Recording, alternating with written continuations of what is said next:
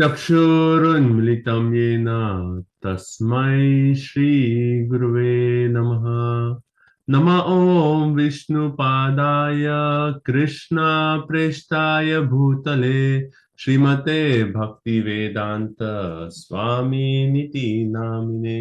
नमस्ते सारस्वते देवे गौरवाणी प्रचारिणे निर्विशेष शून्यवादी पाश्चात्य देशतारिणे।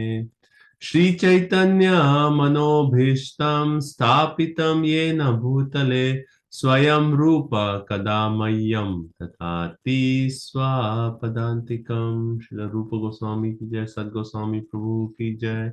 वंदेहम श्री गुरु श्रीयुतापदकमलं श्रीगुरुन् वैष्णवांश्च श्रीरूपं साग्रजातं सहगना रघुनाथान्वितं तं सजीवं साद्वैतं सावधूतं परिजना सहितं कृष्ण चैतन्य देवं श्रीराधा कृष्ण पादान् सहगना ललिता श्री विशाखान्वितांश्च। हे कृष्णा करुणा सिंधु दीनबंधु जगतपते गोपेशा गोपिका कांत राधा कांत नमोस्तुते। तप्त कांचन गौरांगी राधे वृंदावनेश्वरी वृषभानुसुते देवी प्रणमामि हरिप्रिये।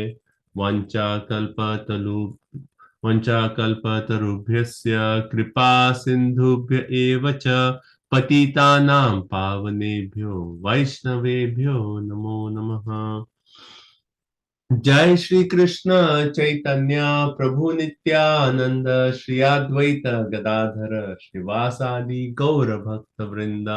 हरे कृष्णा कृष्णा कृष्णा हरे हरे, हरे राम राम राम हरे हरे।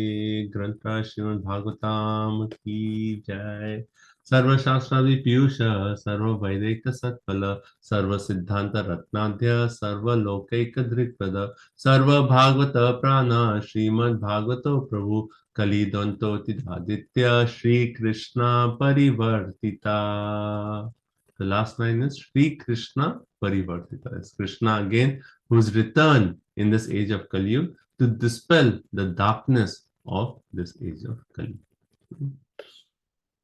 परमानंद पाथाय प्रेम वर्ष अक्षराय ते सर्वद सर्व सेवाय श्री कृष्णाय नमोस्तुते।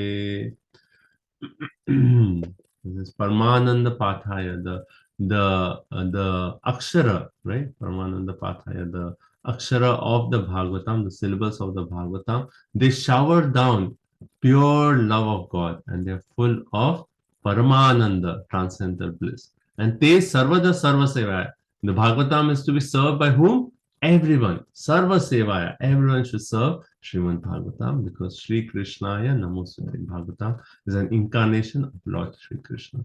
Mad ekabandhu, mad sangin, mad guru, mad mahadana, mad nishtaraka, mad bhakya, mad ananda namostate. O Bhagavatam, you are my only friend, companion, teacher. O great wealth, O deliverer, O my good fortune and bliss. I offer my respectful obeisance unto you. Asadu satu dadain ati nicho takara hana muncha kadachin ma premna rit kanthayospura premna rit kanthayospura. Accompanied by pure love with prema for Krishna, please manifest yourself in my heart and also in my throat. Shrimad Bhagavatam की जय। ओम नमो भगवते वासुदेवाय, ओम नमो भगवते वासुदेवाय, ओम नमो भगवते वासुदेवाय। नारायण नमस्कृत्यं नरं चैव नरोत्तमं देवीं सरस्वतीं व्यासं ततो जयमुदीरयेत्। नष्टप्रायेषु अभद्रेषु नित्यं भागवत सेवया भगवती उत्तम श्लोके भक्तिर्भवती नैष्टिकी। श्रीमतां सुकथा कृष्ण पुण्य श्रवण कीर्तनम हृदयंतस्त्व भद्राणि विदुनोति सुहृत् सताम्। हरे Krishna. So Hare Krishna everyone, welcome to our Srimad Bhagavatam. Nice to see all of you. Hare Krishna. Okay, so today we are going to continue with chapter 7 of the second canto of Srimad Bhagavatam. So before we start, just want to do a quick review of this chapter. I know our sessions, because of all the travels, have not been so regular. So I hope everyone is keeping up with our section, our study material. So in this chapter, which is titled Purusha Sukta Confirmed, we discussed why this is called Purusha Sukta Confirmed. Would anyone like to unmute and quickly share? Like, this is the main theme of the chapter, right? Why is this chapter called Purusha Sukta? Because this all these verses are very similar to the Purusha Sukta verses. Yes, and so yeah, go ahead. The Purusha Sukta prayers are very they're like ambiguous, like who they're worshiping. They're like, who's the Supreme Lord? And so here it's confirmed that the Supreme Lord is Krishna, Vishnu. So yeah. So, and particularly which Vishnu are we talking about here? Garbhodakshay Vishnu. So, when we say confirm, and I mentioned this point, that Srila Prabhupada was actually given this point where he actually has written it as confirmed. Confirmed in the sense that the personality that the Purusha Sukta talks about. And if you see the prayers of Purusha Sukta, it is kind of, it's not referring to who the prayers are for. But in this Bhagavatam section, it is confirming that prayers is actually for Garbhodakshay Vishnu. Okay. Any other points about this Purusha Sukta and Bhagavatam? We also mentioned this point that how Bhagavatam is Smriti and Purusha Sukta is from the Vedas, it is Shruti. So always, because there are certain philosophers who kind of deny that, oh yeah, we will accept only Shruti. We will not accept Smriti because those are actually the Puranas. They are coming from the different sages. So we don't know how the sages have understood the Shastra, so we cannot accept it. But here, both the Smriti is confirming what is there in the Shruti. Okay. So I want to quickly share my screen. And we'll quickly go through. We have covered most of these prayers, but I just want to quickly go through. So this will also be a review of our chapter. Can you see my screen? Yes, no? Yes. This PDF, you can see that? Yes. Okay. So this is actually from your Bhagavad Subodhini, and I just want to quickly go through the verses. I have mentioned back like how these verses are related, and while we are going through the verses, I refer to the Purusha Sukta. But just to get an entire idea of this chapter, so we see here in this table. So just follow along this table. So first, it actually says Sahasra Shisha Purusha Sahasrakshar Sahasrapad. So this is actually the first verse of the Purusha Sukta prayers, and we have 2.35. And it says that Purusha pierced the universe and went outside. Now, what is outside here? See, we are talking of from the perspective of the Mahavishnu. So it is in the Mahavishnu, that Purusha, he pierced the universe and went outside. Went outside means went actually inside each universe. And then he resided with 1,000 legs. So he actually manifested, the Garbhodakshay Vishnu manifested as what? The Virat Purusha, right? All these are only the Lord, whatever exists in the past, whatever exists in the present, and whatever will exist in the future. So we discussed about this, that how one of the verses actually talks about past, present, and future, right? Everything is actually covered by the Lord, and he extends beyond the universe by 10 fingers. So we talked about this, that what are the dash angula? Angula means fingers. What does the 10 fingers actually represent? So one is that aspect of the spirit soul, which is in Prabhupada explains not more than 9 inches, but also the aspect of 10 fingers is whatever the greatest opulence one may see in the material world, the Lord is always transcendental. He's beyond. Someone may say, oh, material is so great, so big, everything. Whatever you say, the Lord is always beyond the material, and he's completely transcendental by 10 fingers. So more like an expression. And whatever greatness may be there, the Lord is always beyond that. He is spiritual. Right? Okay, next verse that he says, O Brahmana, he is the Lord of the spiritual bliss beyond material existence because he surpasses material happiness the power of the Lord is unlimited. So this is actually referring to 2:6:18. Okay, so we covered this part of 2:6:18, and it's also referring to verse 2 and verse 3 of the Purusha Sukta prayers. Etavan asya mahimo ato jagyamsya purusha, right? Mahimo. His glories are unlimited. Hence, no one can actually really understand that personality of God. Right? The next one is Padeshu Sarva Bhutenu. So, what is this Padeshu? Anyone remembers? There are two meanings we talked about Padeshu. This is on 2:6:19. Okay, we'll come to that. So if anyone can get that, you can mention that. Padeshu Sarva Bhutani, Pumsa Sthiti Pado Vidhu, Amritam Shemam Abhayam. You remember these three things? Amrita, Shema, and Abhaya. And these three are actually qualities of where it is actually qualities of that three pada. So Padeshu that refers to Ekapada. Ekapad means what? This material world. Right? So that is one Padeshu. And the other Padeshu is Padeshu Sarva Bhutani. All living entities, whether material or spiritual, they always take shelter of the Pada or the lotus feet of Krishna. So two meanings of Padeshu. And then this Amritam, Shemam, and Abhaya. Right? So eternity, absence of any kind of sickness, and absence of fear. They are all characteristics of the three part, right? So that is the characteristic of the spiritual world. Next verse is text number 4, three-pad urdhvam. So we see again and again the padeshu and then the three-pad, ekapad and three-pad, right? So in our chapter in the Bhagavatam, from verse number 18 all the way to 22 is talking of the difference between the material and the spiritual world, right? So we went through all those 11 differences that Prabhupada mentions in one of the purports. Right? Okay. Then further it says, beyond the material realm lies the spiritual realm with the abodes of the liberated souls. Okay, so who is qualified to stay in the material world and who is qualified to stay in the spiritual world? In the spiritual world are envious, false ego people, attachments to material world, and sense gratification, uncontrolled success. So, oh, say that for the last part. I didn't get. So you're saying all these are characteristics of what? The voice was not in material world. I mean, not in spiritual world. Okay.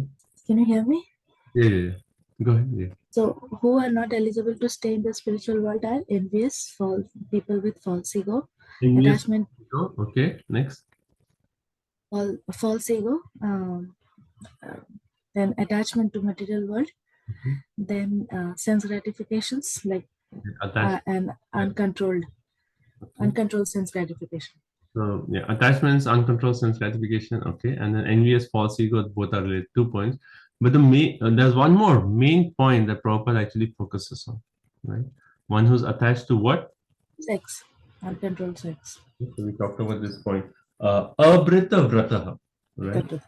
Those who are actually free from sex desire, they are actually qualified to stay in the spiritual world. And we mentioned this point that the sex is actually gross and also subtle, and that is the cause of why we are here in this material world.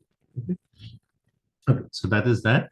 And then we just wanted to remind one statement that you said: if I'm attached to sex life, even in my dreams, I will not be able to see my Shyam Sundar.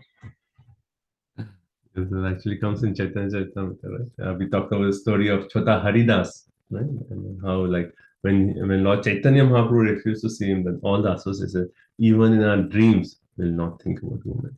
So that level of, and then we also talked about the ashramas, right? So Brahmachari, Grahastha, Vanaprastha, Sannyas. So you see all Brahmachari, Vanaprastha, and Sannyas. Association with the opposite is strictly forbidden. In Grahastha, also Prabhupada mentions the point that one is properly trained in the Brahmachari ashram, then even though he's doing the duties of Grahastha, but when he comes to Pancho, what is that? Okay, when he comes to 50 years, that's when he can actually give up the Grahastha ashram and move towards Vanaprastha. So that all requires the proper training in the Brahmachari. And just like 2 days back, Bir Krishna Maharaj was giving the class and made this point that, many of us, we joined the Krishna conscious movement like after our first 25 years, or maybe we don't go through the proper brahmachari training. He said, what about us? How can we actually develop that level of detachment? And he said, he made a very nice point, which I was meditating on. He said, even though we may not have gone through a training, but if we are actually associating with devotees, who have gone through that training, then we can also develop their mood. And he also referred to how he watches Srila Prabhupada memories, and how he's touched by the devotees who have actually gone through that training, and their mood can be absorbed just by associating with that. So he made that point. Okay, so let's proceed. Now, yeah.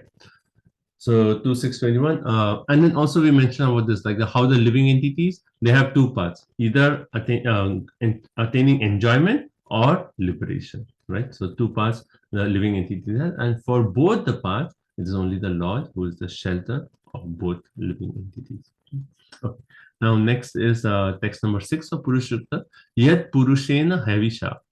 Right. So what is this? This is the next section of the chapter. So up to text 22 talks about that 8-part and 3-part vibhuti.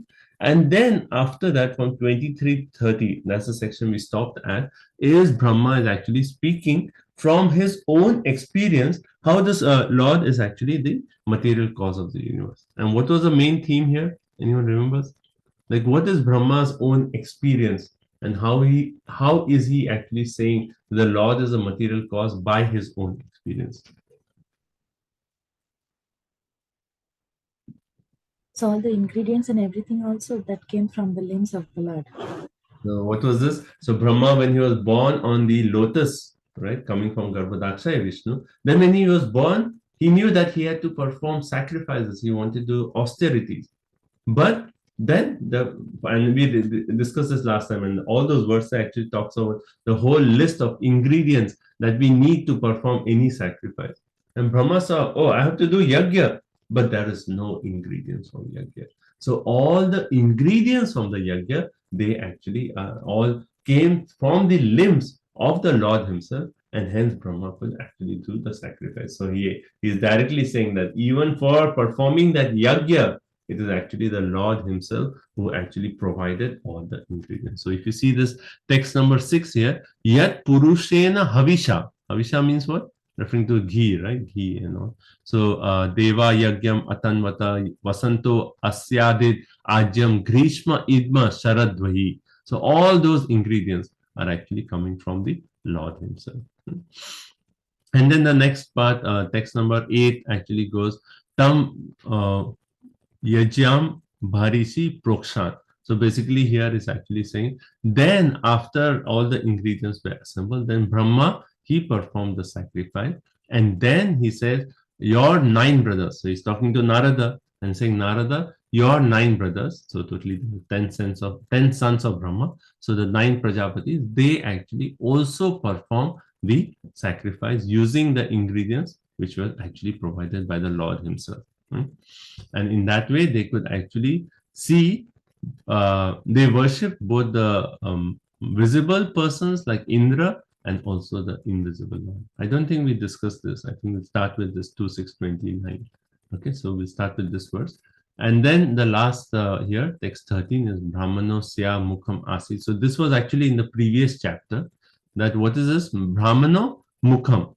Brahmana or Mukham, mouth. What was this? And when we discuss the Virat Rupa in the 5th chapter, it says Brahmanas, they come from what? The head of the Lord.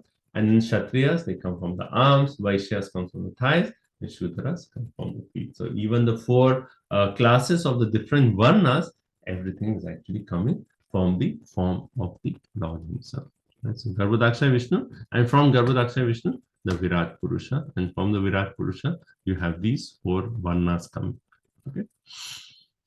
Okay, so that is the Purusha Sukta. Okay. Any questions or any comments up to this point? That Padeshu, yeah. Is that the shelter or the reservoir of all material opulences? The shelter, right? So Pad is referring to the lotus feet. So all the living entities take shelter of the lotus feet, and that is both in the material and the spiritual world. All living entities are Padeshu, they take shelter. That is one. And the other meaning is Pad Eshu, means Ekapad, referring to the material world. So both meanings we have actually discussed. Okay. Good up to this point. Any other questions, comments? Okay. Should we proceed? Everyone wide awake? Yes. Okay. Okay. So let's continue. So text 29, and we can do the Sanskrit and continue. My voice is clear. Can you hear me okay? Yeah. Okay. Let's start text number 29. Why I forgot to put the list. Is that Arundhati Mataji is not here. Maybe Divinitya Mataji. But Prabhuji, I had a question in 27. Okay. It says that in the translation, it says that by invocation of the demigods' names, the ultimate goal, Vishnu, was gradually attained, and thus compensation and ultimate offering were complete. What does it mean, Prabhuji? Here it says demigods' names. Yeah, so we discussed this point, right? How when we do different yagyas, there are yagyas for different demigods. But even when we do a yagya for a particular demigod, finally, who is actually sanctioning the result of the yagya? It is Vishnu himself, right? So even if you see in yagya, there are always one separate kalash that is actually establishing Vishnu, even if that yagya is for a particular demigod. So here it is making the point, like the different matayaha, that word is actually used, that worshipping different demigods, but gradually, what is the thing? Gatayaha. Gatayaha means gradually we are progressing towards what? Finally, our ultimate goal is Vishnu only. Right?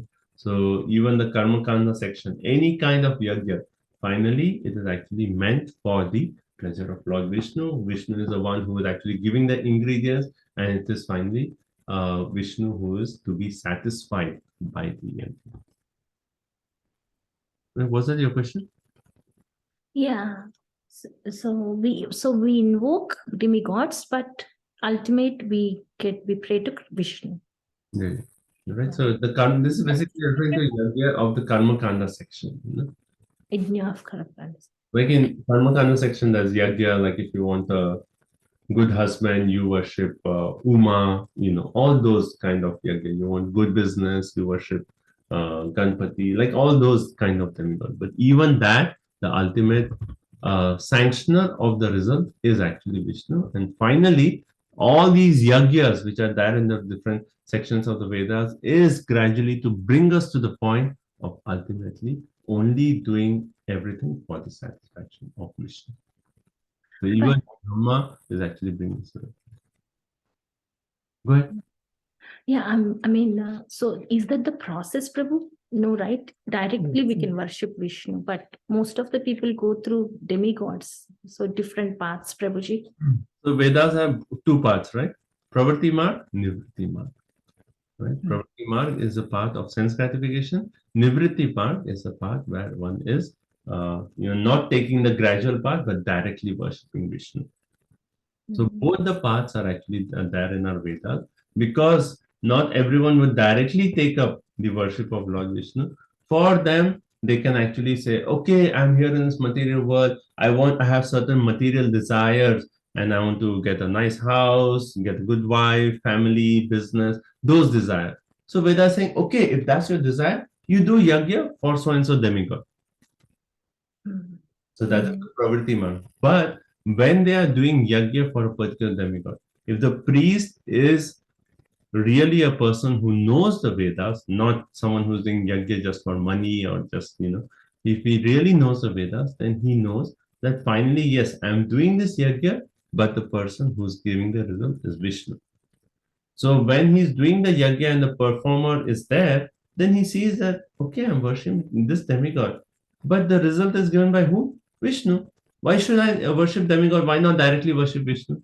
So gradually it is bringing that person to the point of worshipping Vishnu. And that's basically what Brahma is actually pointing out. So, but one time, first of all, in Kali Yuga, these sacrifices, they are actually not possible. Prabhupada mentioned in one of the purpose, we don't have priests.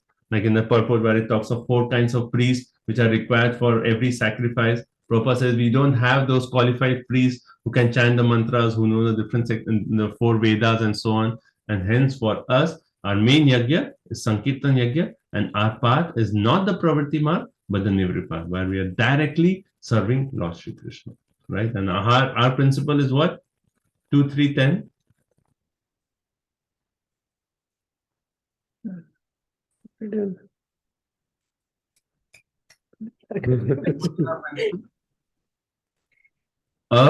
Kama sarvo kamo Moksha kama udharati. Vivrena bhakti yogena yete param purusha. So whether you're free of desire, you're full of desire, or you're desiring liberation, whatever is your situation, what should you do?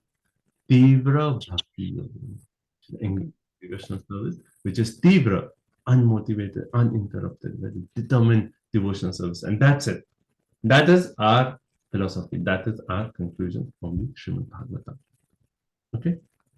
Yeah. Okay. Yeah, Prabhuji, I have one more question related to the same thing. Is it okay to offer prayers to demigods like Ganapati and other people? And or in our mind, we should think about Krishna when we are offering the prayers. Like, what is your motivation behind offering the prayers? Usually, we pray to Ganapati to remove obstacles, right? So, Any obstacles for what? I mean, any kind of obstacles. Like I do I sometimes, since childhood, I recite the Ganapati mantra. So I was just thinking whether I should stop that and, that mantra. See, the point of a philosophy is like, what Bhagavatam says, by worshipping Vishnu, is Ganesh going to be pleased, or he'll be like, oh, how come he was my worshipper and now he's gone to Vishnu, he's changed sides? No. By worshipping Vishnu, Ganesh will be more pleased. They say, finally, he's come to the real point of worshipping Vishnu. Even actually, what Brahma Samhita says, yet pada pallava yugam vinidaya kumbha, right? Dvande pranama samayasi raja, vignan vihuntam alam asya jagat rasa. Vignan, all the vignas we have, right? How are they taken off? Ganesh was always meditating on the lotus feet of Lord Narasimhadev. So even Ganesh is actually taking away obstacles because he's always meditating on Lord Krishna. So what is Brahma, the ultimate conclusion? Govindam Adi Purusham Tamaham. Yes, we want to get obstacles taken away in our life. Yes, worship Govinda. Whatever is it, worship Govinda. So we have to, like, yes, from a previous, family background, tradition, we may have so many, different worship or rituals that maybe we follow. But finally, we have to come to the point of just like exclusive Krishna, Ananya Bhakti to Krishna. My faith is only Krishna. Not that I'm disrespecting any demigod, but I know all the demigods will be pleased if I give my heart 100% to Krishna. That is our point. In 4th canto, we see how the Prachetas, right? They want to pursue worship of Lord Vishnu, and who comes? Lord Shiva comes. And what does he say? That those who are worshippers of Lord Vishnu, they are most dear to me. So that is true for even Ganesh. If we are giving our heart exclusively to Krishna, then Ganesh, all the demigods are completely satisfied. Right? So we don't disrespect. We have, yes, Ganesh, we offer our respects to you, we bow down to you, but our heart is to Krishna. Krishna is the one who's stolen our heart, and he's taken it away. We cannot give it to anyone else. So that is our final need. We have to come to Ananya Bhakti. Right? So all these previous traditions, because many of us from Indian background, we may have certain things. So we should see how much is it an obstacle for us to come to a point of Ananya Bhakti? Are we still depending on these different personalities, or is our exclusive shelter Lord Shri Krishna? So much. Okay. So let's proceed. Prabhu, sorry, bro. I just wanted to, how is it like until unless we have that, Ananya Bhakti and complete like Avasya Rakshi with Krishna platform and full surrender, won't it become like artificial if somebody, rejects, until unless you really take shelter of Krishna. Sometimes we hear some devotees tell that just reject everybody, and just because you're worshiping Krishna, and that becomes a big problem in India preaching. I mean, like, see, that is one point for preaching, right? Someone is preaching, and so those are new coming to Krishna consciousness. You may say, okay, whatever you're doing, you continue doing, just add Krishna, just chant Hare Krishna. For preaching point, but as we are progressing, we have to come to the point of saying that, okay, only Krishna. That exclusive devotion we have to cultivate. How long will we hold on to the previous traditions, and the previous things that we're doing? We have to come to the stage. So things which are not favorable to Krishna consciousness. I mean, like, there may be so many things that we may be doing from the Karma Kanda section, where we are praying to Ganesh or this for some material benefit. And one of the purpose we'll discuss today, Prabhupada makes the point. The devotee is Ekanishta. He's so absorbed in Krishna, he has no time for anyone else. But all the other demigods, by worshipping Vishnu, are actually satisfied. Just like when you water the root, all the stems, flowers, everything get nourished. When you give food to the stomach, all the body gets nourished. Similarly, we should have that conviction. By my worshipping Vishnu, everyone else is satisfied. Lord Shiva, Ganesha, everyone is pleased by my worship of Lord Vishnu. So we have to gradually progress ourselves, come to the point of exclusive shelter of Krishna. Preaching initially, we may say, okay, continue, it's okay, just chant Hare Krishna, bring Krishna in your life. But gradually, Krishna should take over our heart. So, Prabhuji, for preaching purposes, we can also say that, see, Lord Shiva is always meditating on Bhagwan. Ganpati Ji's contribution, whenever I read Bhagavatam, I thanks Ganpati Ji. Ganpati Ji is the one who wrote Bhagavatam when Vyasadeva was speaking. So in our heart, we don't have like anything negative, or we have just utmost respect for all these demigods. Right? So if you see, like if you're walking, you see a temple of Ganesh, it's not that we say, oh, I will not. Humbly offer our respects. Like Prabhupada says, we offer a respect even to an ant. We don't want to trouble an ant. What to talk of these demigods? They are so special that they have been empowered by Krishna himself to do certain aspects of management. So they are certainly very special personalities. We don't deny that. We accept that, we offer our respects, but our heart should be to Lord Shri Krishna. So welcome back, Gopinath Acharya Prabhu and Pratna Bhati. We have been missing your association, and so nice to have you both back. Hare Krishna. Okay, so are we ready to continue? Yeah, Prabhuji, is this understanding correct, Prabhuji? Correct me, Prabhuji. So we are in Brahma Sampradaya, right, Prabhu? And Brahma is doing yajna of Karma Kanda here. But we are like our yajna is Sankirtana yajna. So we don't follow that. We do only chanting Hare Krishna. Is that correct, Prabhu? So Brahma, what is Brahma actually making the point here? He is actually saying, yes, I am doing all these ingredients. I'm doing all this yajna. But who is finally the ultimate material and the effective cause of the universe? So if you're making the point, yes, Brahma is doing that. But what is Brahma trying to establish to Narad Muni here? That finally it is only Vishnu or Krishna who is the ultimate shelter of everything. So how did this whole section start? With Narad Muni asking Brahma what? He says, oh Brahma, I see that you are like what? Just like the spider, you are the one who is actually giving the ingredients, you're doing creation. And it's like the entire world is just like a walnut in your hand. Amalaki or Amla, right? I feel like you are the supreme. Narad Muni starts off with that. And then what does Brahma say? No. Everything is actually Krishna. He's the material cause, he's the effective cause, he gives the ingredients for yajna. Everything that we see here in this material world, Krishna is giving the inspiration, he is doing the creation. I am just a tiny instrument.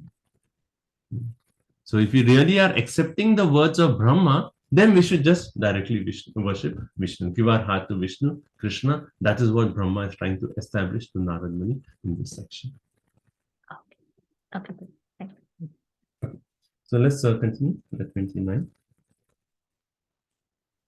Tataste bhratara ime prajanam patayo nava Ayajan Vyaktam Avyaktam Purusham Susamahitaha. 1 minute, I think we didn't do 28 also.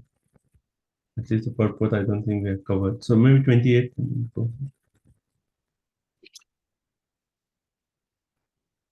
Iti Sambrita Sambhara Purushavaya Vair Aham Tam Eva Purusham Yagyam Tenaiva Yajam Ishvaram. Hare Krishna. Thus, I created the ingredients and paraphernalia for offering sacrifice out of the parts of the body of the Supreme Lord, the enjoyer of the sacrifice, and I performed the sacrifice to satisfy the part.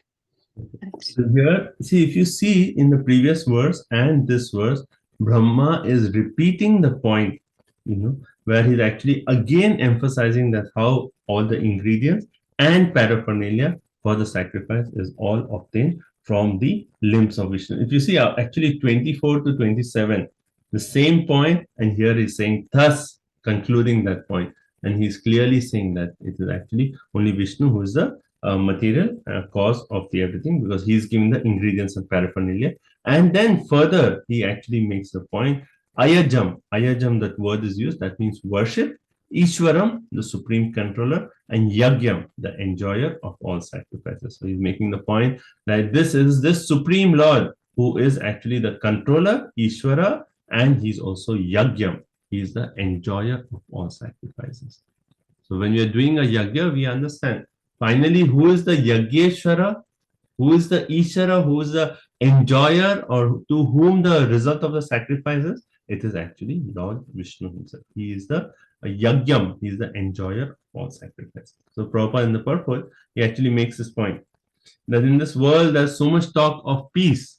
Everyone wants peace, world peace, right? And Prabhupada says they created the United Nations for world peace, right? But every time, he says, like every time we see the United Nations, only the number of flags are increasing.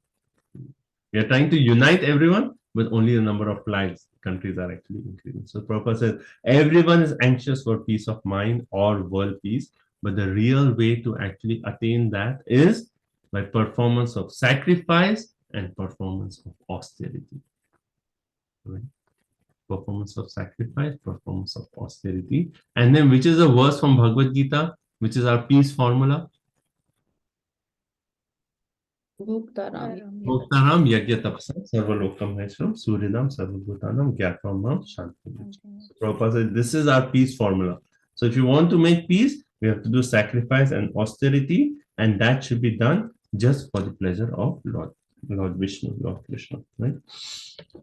So it is the Lord who is the factual enjoyer, maintainer of all sacrifice austerities. He is the ultimate proprietor, and he is the factual friend of all living entities. So if someone understands this, then even those who are karma yogis, they can be elevated to the platform of becoming devotees in association of other unalloyed devotees. So even if someone is a karmi or a karma yogi, he can be, if he understands this peace formula, gradually he can come to the platform of devotional service. Okay? So Brahma is teaching us how to do sacrifice. And what is the definition of sacrifice? Okay, how would you define sacrifice? Don't look at the purpose. How would you define sacrifice? Lose something for a higher purpose. Okay, so giving something for a higher purpose. Okay, that's good. For satisfaction of the Lord. That is the ultimate, yes, that is the highest understanding of sacrifice. That anything we are doing for the satisfaction of the Lord, that is sacrifice. So Prabhupada here gives a definition. He says, dedication of one's own interest for the satisfaction of another person is actually sacrifice. Dedication of one's own interest, right? What is our, anything we are doing is swartha gatim, swa artha, right? We are seeing what is the interest for me. What do I get out of this? And hence we do any activity we do. Our main thing is like, what's in it for? What's in it for me, right? So we see what am I going to get. But if we are dedicating our own interest for the pleasure of someone else, for the satisfaction of another person, that is a sacrifice. Now the ultimate, so everyone is engaged in sacrifice. Why? Because everyone satisfies their own interest. For the parents will satisfy their own interest for the children, right? The husband will satisfy his interest for the wife. Every relationship is based on some element of sacrifice. But the highest sacrifice is when it's actually done for Vishnu and Krishna. Yeah? And then it's beautiful if you see towards towards like not the end of the purport, but in the second paragraph, Prabhupada says, there's a line that says, because. One sentence, three because, Prabhupada says. Right? And why is he saying that? Because he's saying sacrifice, ultimately, if we say for Vishnu, then someone will say, why Vishnu? Why not my country? Why not so and so leader? Why not this demigod? Because, Prabhupada says, because the Lord is the proprietor of everything, because the Lord is the friend of all living entities, because he is the maintainer of the performer of sacrifice, as well as the supplier of the ingredients of sacrifice. Hence, it is the Lord only who should be the beneficiary of all the sacrifices and no one else. Because. That is basically the Bhoktaram verse, right? And Prabhupada says, finally, why is there no peace in this world? Because no one is interested to sacrifice for the pleasure of Vishnu. As soon as the world comes together and says, okay, let's do a yajna for the satisfaction of Vishnu, then there will be peace in the world. And what is the yajna we have to do for satisfaction of Vishnu? Sankirtan for us. So the more we go out, we engage in Sankirtan Yajna, we get other people to join in the Sankirtan Yajna, we are actually creating peace within ourselves and without outside. So that is our peace formula. Okay, next verse, 29. So if you see 28, also it starts off with iti. Iti means thus. So he's concluding this part. And 29 also, he starts off with tatas. Tatas, that also means thereafter. Okay. And he's concluding the section. Tataste bratara ime prajanam patayo nava ayajan vyaktam avyaktam purusham susamahitaha. Translation, my dear son, thereafter your 9 brothers who are the masters of living creatures perform the sacrifices with proper rituals to satisfy both the manifest and the non-manifest personalities. So he's saying, who's my dear son? Narada. Brahma is speaking Narada, right? So he's saying, my dear son. So we know at the time of creation, there were 10 sons of Brahma, right? Including all those rishis, 9 rishis and Narada Muni.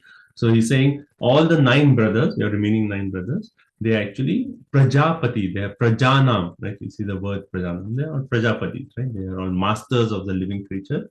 They perform sacrifice. So after I did the sacrifice, they all perform sacrifices and they satisfied both manifested and non-manifested personalities. Now, who is manifested and non-manifested? So manifested is actually referring to the demigods. Indra and other personalities, they are manifested. Right? Non-manifested means the one who is not visible to us. Who is that? The invisible Lord himself. So they actually satisfied both the Lord and the other demigods. Both of them were actually satisfied. Now Prabhupada is actually explaining this point. And why is it the demigods are called manifested and the Lord is called avyaktam, not manifested? And he actually makes the point, previously, the demigods used to do a lot of space travel. And they used to come down to the earth. Can you remember any section in Bhagavatam where the demigods are coming down to the earth? And Parikshit Maharaj was doing this Bhagavatam, reciting the Bhargavatam like Sukadeva Goswami, all the demigods showered their blessings. They were here for hearing what parts of the universe assembled. Yes. In the assembly, in Prithu Maharaj's yagna, All the demigods all came. the demigods came. Even Indra was stealing that cow. The horse. Yeah, when Krishna was born in Gokul, all the demigods came and prayed to. When Krishna was in the womb of Devaki, then all the demigods were coming up. So Prabhupada makes a point that previously demigods, they used to do space travel. They used to come to the earth. But now in Kali Yuga, they're so degraded that say, oh, Kali Yuga on earth planet, no point in going there. Demigods, they actually don't. And this is special because we are in Lord Chaitanya Mahaprabhu's movement. So that is special that the demigods, they are actually looking for an opportunity to take birth in the Hare Krishna movement. That is the position right now. We are in a very, very special age. But in general, in Kali Yuga, the earth planet demigods are, they're in Swarga Loka, higher planetary system. They don't care to come here. Previously, when there were sacrifices done elaborately to satisfy Indra and the other demigods, they all used to come to receive their part of the offering of the sacrifice. But now there is no yajna, there is no, it is Kali, so nothing. So the demigods, they don't come. But previously, these demigods used to come. They used to be in that section of the Prithu Maharaj, it says, because Prithu Maharaj is the incarnation of Krishna and how he ruled, even the common men could actually see demigods. As described in the 4th canto of Bhagavatam. So the demigods, so hence they are known as manifested. But now Prabhupada says space travel has completely stopped. So actually now both the Lord and the demigods are unmanifested, avyakta in one way. Right?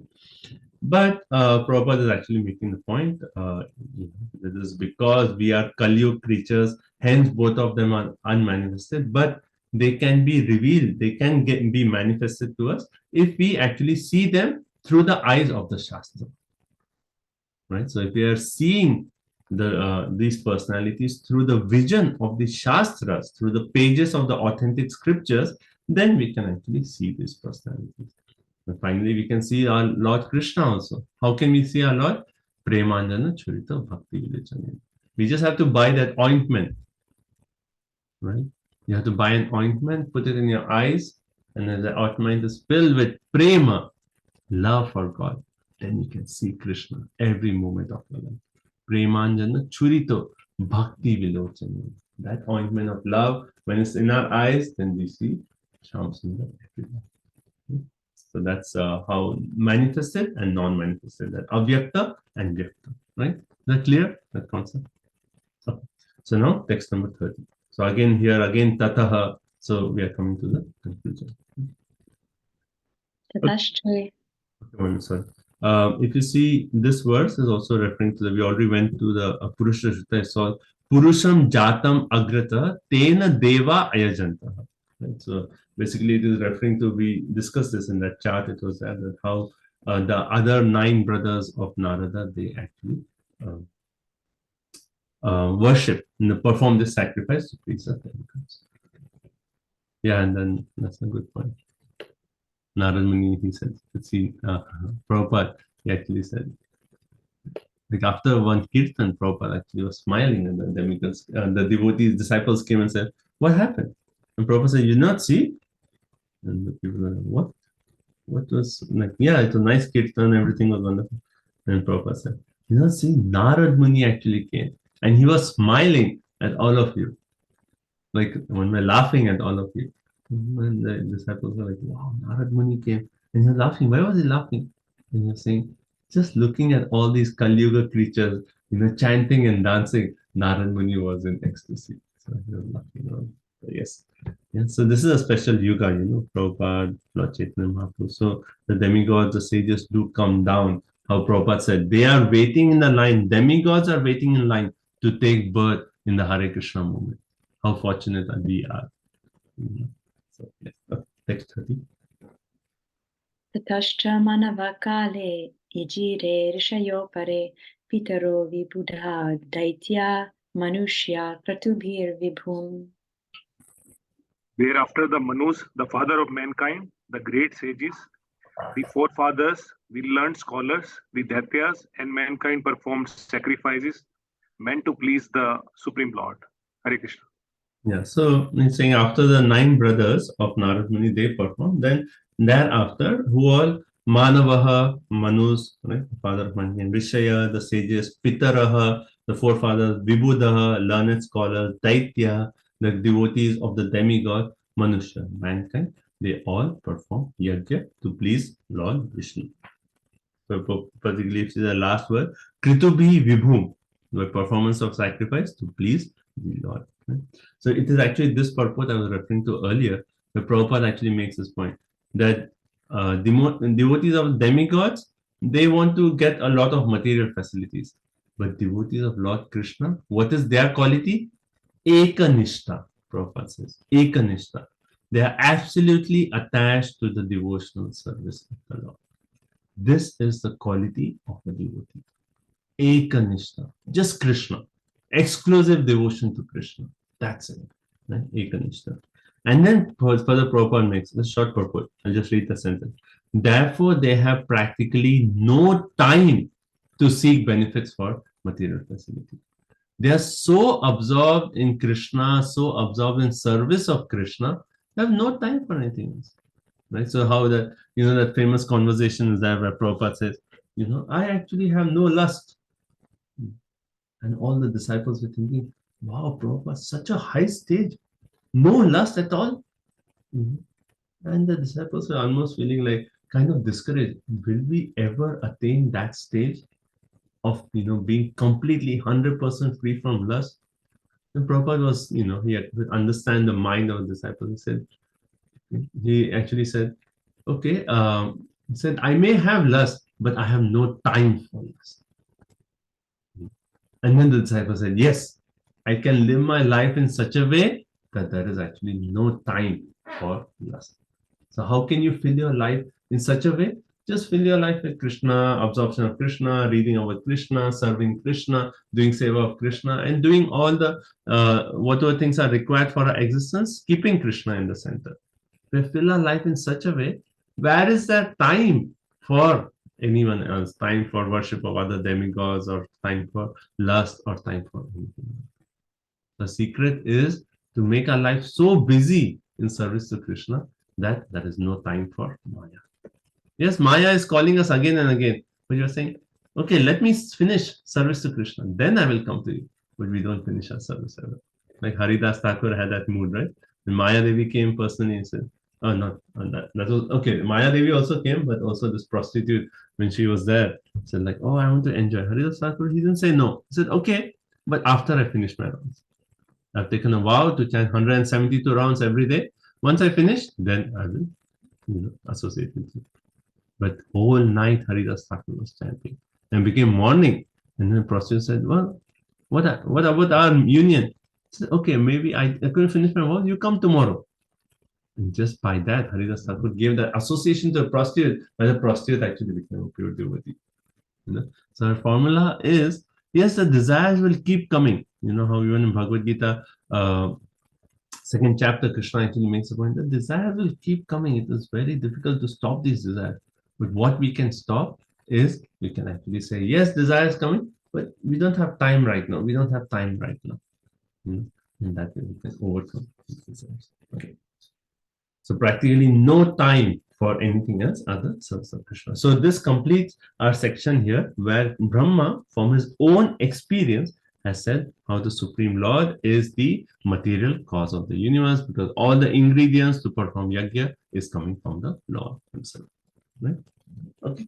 So next section is just 31, 32, 33, 3 verses, where he is confirming what he has already discussed before. That is the answer of the question, Yad Adhisthana, which is actually a shelter. Who is finally the shelter of the universe?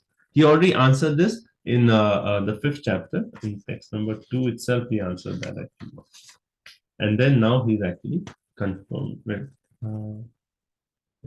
Text 15, right? Text 15 of the previous chapter. He already confirmed Yad Adhisthana, where he actually said that how Narayan is the Veda, Gati, Gyan, Devata, Loka, Makha, Yoga, Tapa, those 10 aspects. So whatever you see in this universe, it is Narayan is the shelter of that. So again, he's repeating and confirming that same point, that how the Lord is the shelter of everything. Okay, so let's do 31.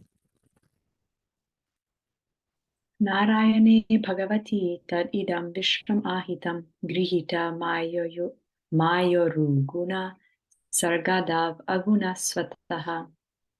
All the material Manifestations of the universes are therefore situated in his powerful material energies, which he accepts self-sufficiently, although he is eternally without affinity for the material modes. So here is actually saying Narayana. So even if you see 2.5.15, there also it talks of Narayana. So it is just confirming the same point, right? So Narayana Bhagavati, Tad Idam. So all the manifestation that we see in this material world, everything that we see, right? Vishwam, all the universes are all actually situated in the Lord himself. Right? So everything, the Lord is a shelter of everything that we see in this material manifestation. Okay? And then further it actually says it is a Lord who grihita. Grihita means he accepted Maya, material energies. The Lord accepted these, the Uru Gunaha, the powerful material energy for what? To do Sarga Adav. What is Sarga? Sarga, Visarga, Pranam, right? So what is Sarga? Creation. Adav means etc. So to actually perform this task of creation, maintenance, and annihilation, the Lord himself has accepted this powerful material energy, right? Okay, the Lord has accepted the powerful material energy. And then last point is agunaha.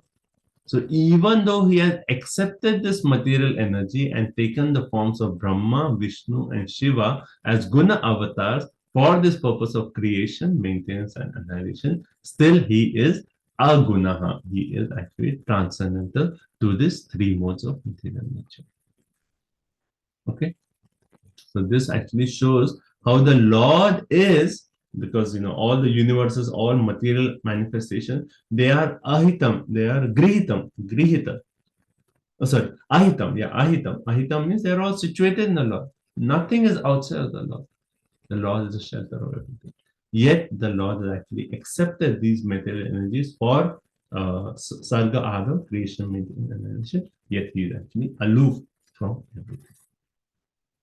Can anyone say a verse in Bhagavad Gita which actually makes this point? How Lord is actually everywhere in this manifestation, in his avyakta form, yet he is actually aloof from it. The very famous verses, like again and again, it comes in this section. I already gave a clue. Avyakta, Murtina. So 9.4 actually, 9.4 and the Maya Jakshina.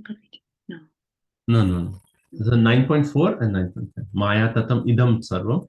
Jagat avyakta murtina. Through my avyakta form, unmanifested, I actually pervade this entire material. Yet I am what? I am aloof from this whole creation. So 9.4 and 9.5 is actually very much related to this section that we are actually reading. Okay?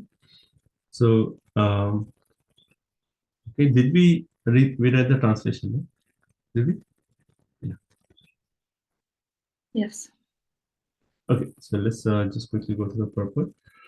So Prabhupada says this is actually answering the question of the sustenance of the material creation, who is the shelter of this entire creation. And it is the Lord who actually accepts the three gunas, goodness, passion, and ignorance in the form of Vishnu, Brahma, and Shiva. And the Maya Shakti actually works under the spell of the Lord, and that we can say the verse Maya Dakshena Prakriti.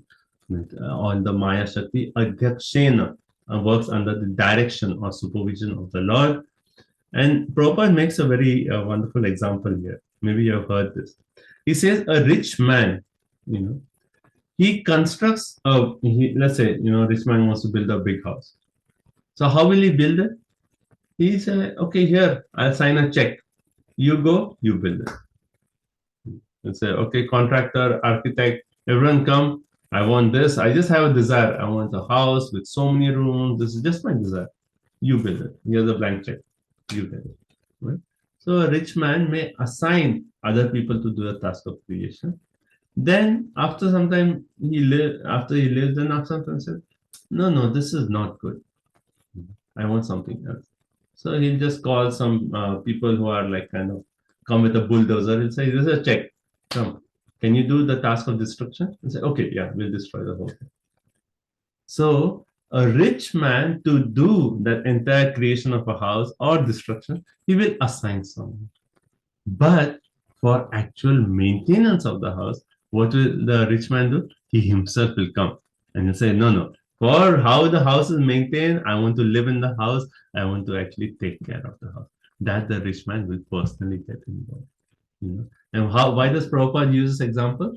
Because for the creation, yes, Brahma is assigned. For the destruction, Shiva is assigned. But who is doing the task of maintenance? Vishnu himself comes.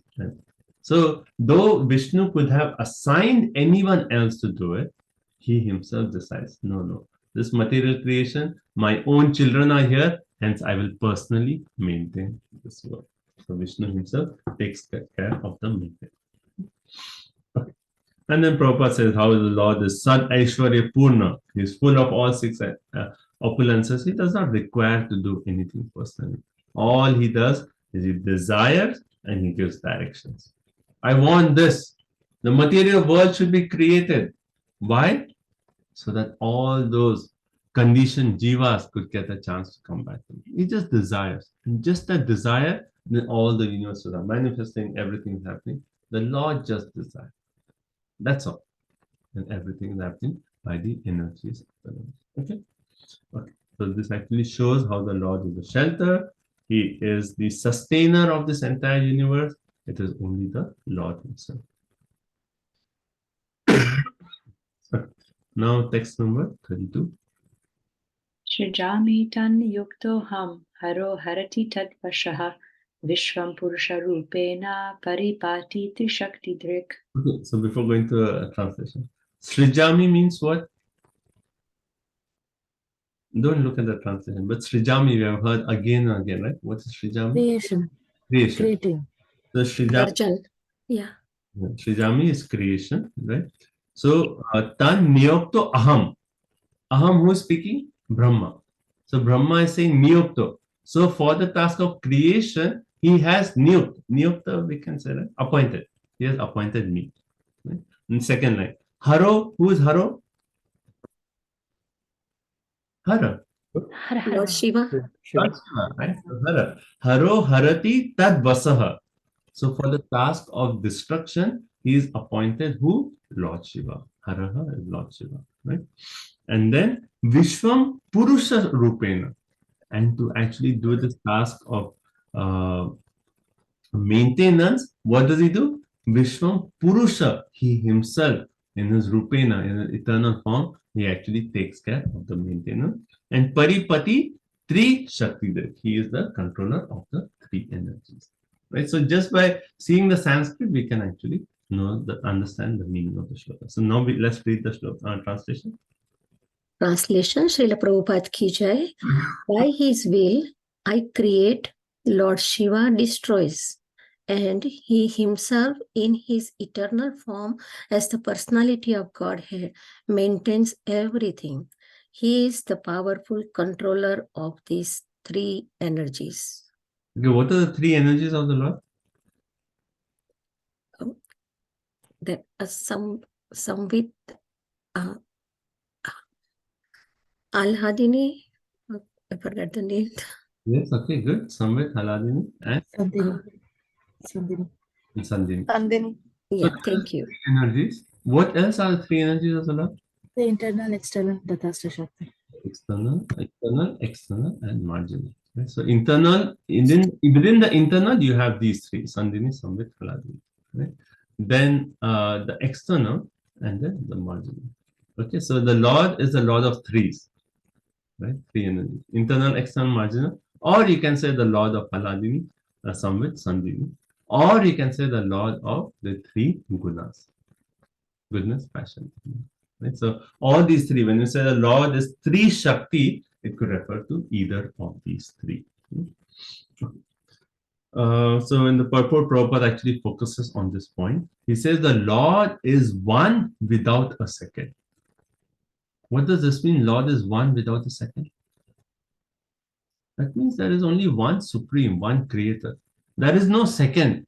Like, okay, yeah, Vishnu is here, and there is another personality who is actually doing some other task. No. Lord is one without a second. That concept of oneness, that everything that is happening, whether that is Brahma, Shiva, everything is actually the Lord and his energies. There is only one Lord.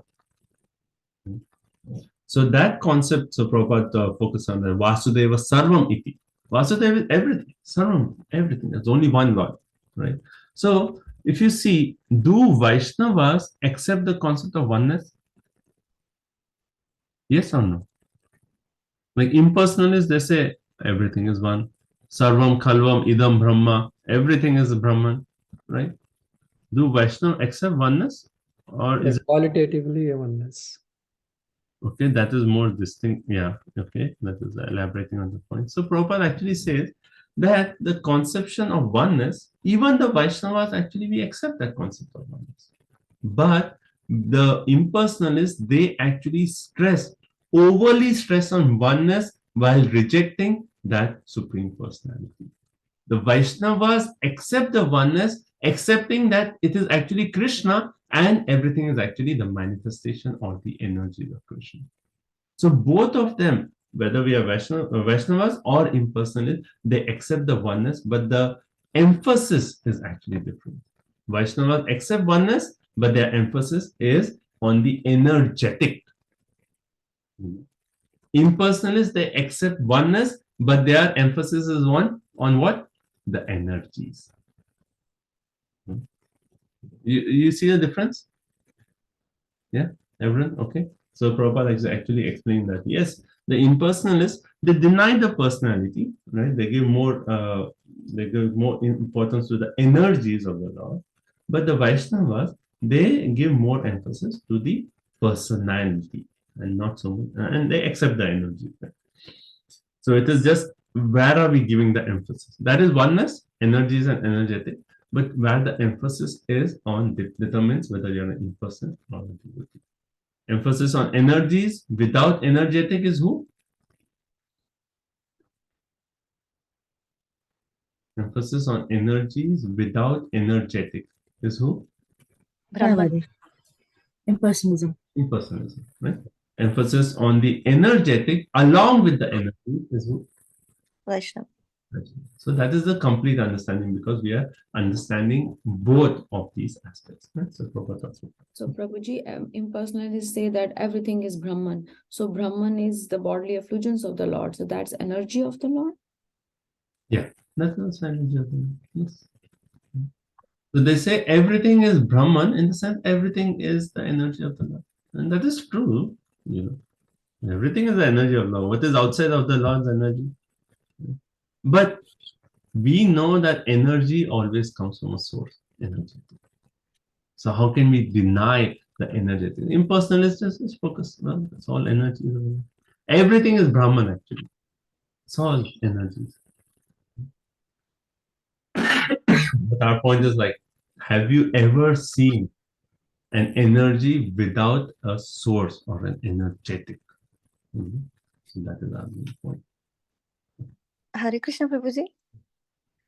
So what is their explanation for the source of the energy for the impersonalist? Where is the energy coming from for them? Well, their point is the highest aspect is the energy, the Brahman. The Brahman itself is the highest. Right, but doesn't make any sense. The energy, the source of energy, where is it coming from? You know, so that is because we are trained under Vaishnava, it does not make sense to us. Yeah. Because what the impersonalists say, that as soon as we give a form to that energies, that means we are limiting the energies. Yeah. But that is not true. A form is not a question of limitation or not. We are saying the form is actually the source of all the energy. But the impulses say as soon as you put a form there, then you know the energies are limited because the form, you know, how can the form have all the energies? But we say no. That is the inconceivable aspect of the Lord. The Lord is a personality, and all the energies are actually within him or are coming from him. Yeah. Thank you, Prabhuji. Hare Krishna Prabhuji. Yeah. Sorry, I have to go.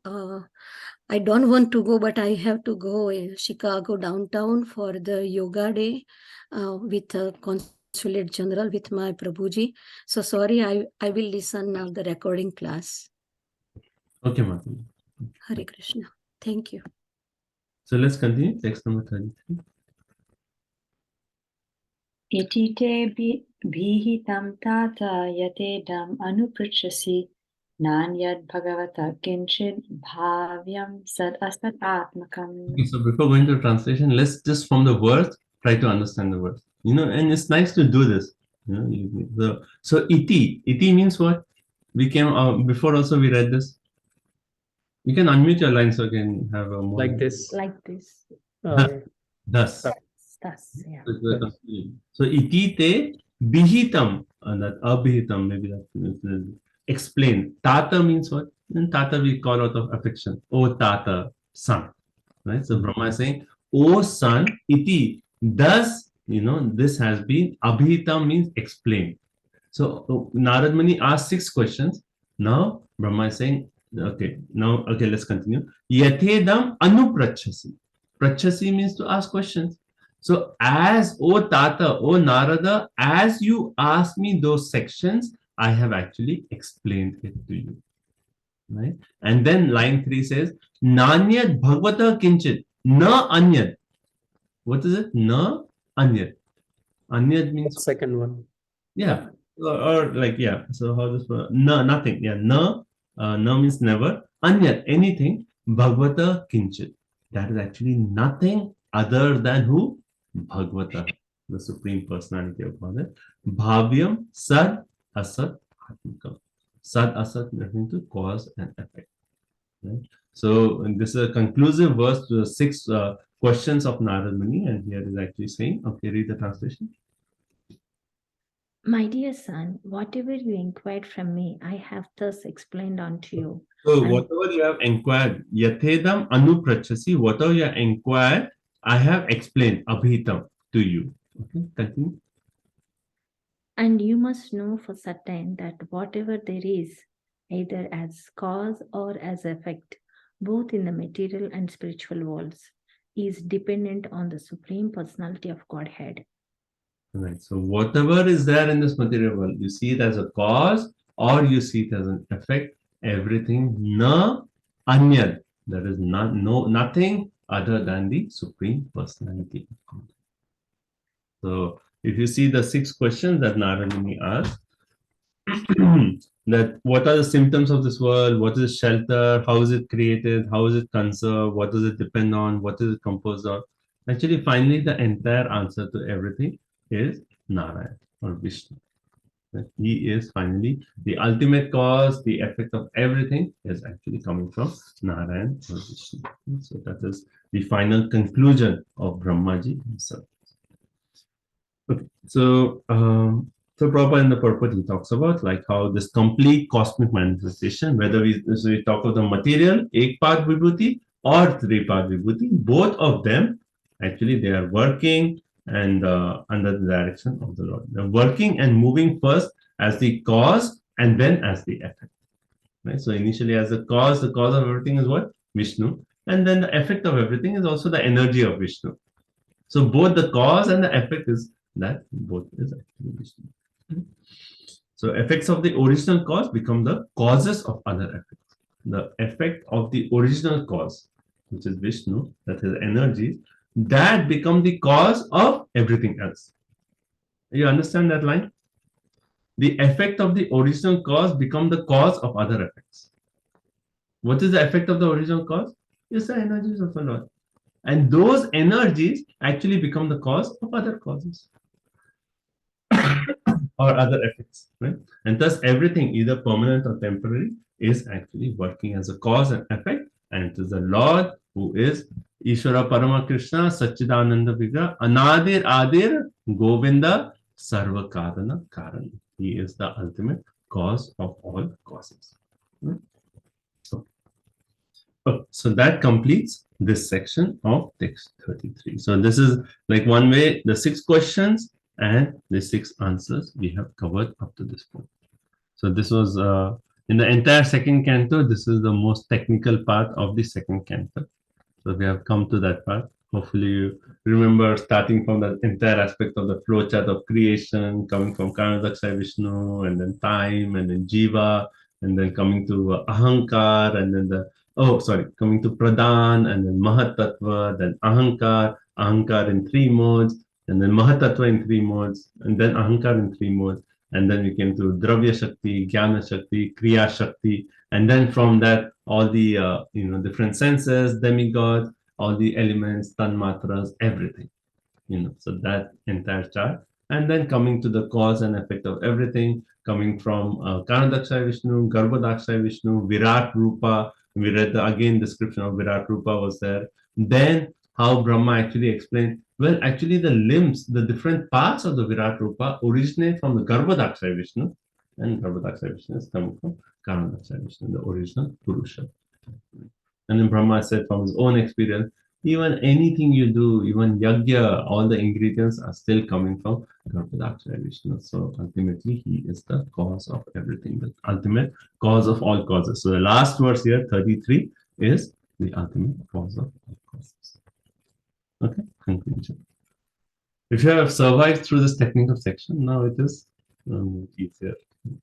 It is, it's not so technical. It's always Bhagavatam is always so transcendental and so wonderful. Okay, any questions, comments up to this point? Can you give a class on cause and effect, like just to explain cause and effect aspect? That's it doesn't require a class to explain. It's so complicated, bro. Sometimes, like just the term of cause and effect. Even the efficient cause and material cause. One way if you say, okay, if you go to the Chaitanya Charitamrita section, where it talks of Advaita Acharya, then that one purport of Srila Prabhupada, that will take one whole class to explain. Where he really explains about Advaita Acharya and Sadashiva, how they are the material and the efficient cause of this creation. Yeah, that will take time to explain. But the best example to understand that is actually the baby in the womb of a mother. Prabhupada talks about that in the purport. Like how the ingredients for the baby is given by who? The mother itself, right? And plus so that is material cause. The efficient cause is actually the mother itself is providing the place where the baby can actually develop. The nourishment of the baby is all provided by the mother. So yeah, so those two aspects is what is actually explained in the purport. We can discuss that more. Maybe we can refer back to the purport. This in Adi 5th chapter, and I have to look at the exact text number, but you'll see it's a super long purport, and that actually really talks of efficient and material cause. Okay. When you're talking about impersonalists, so when you talk about Mayavadis, is that a step further where they say that everything is Maya? What is the difference between Mayavadi and impersonal? So there's Brahmavadi and Mayavadi. Right? Brahmavadi and Mayavadi. So impersonalists, one way impersonalists, could be, right? Could be those personalities who just have a realization up to the Brahman aspect. They do not know anything beyond that. So they are not denying as such the form of the Lord, but their understanding is just up to the example of the sun rays.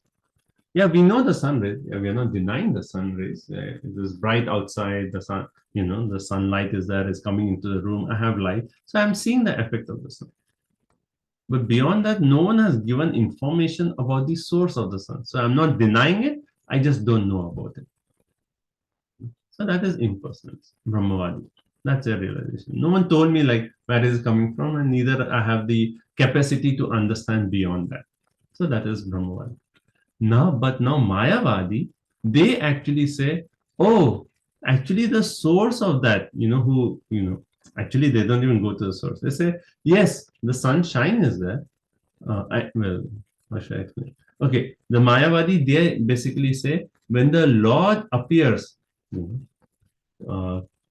come here and he shows a different avatar, that form of the Lord is Mayavadi. So not only they are actually denying that beyond this sunshine there is a sun, and they are saying that form of the sun itself is actually Maya. It's an illusory. To think that the sunshine has a source, that is your illusion.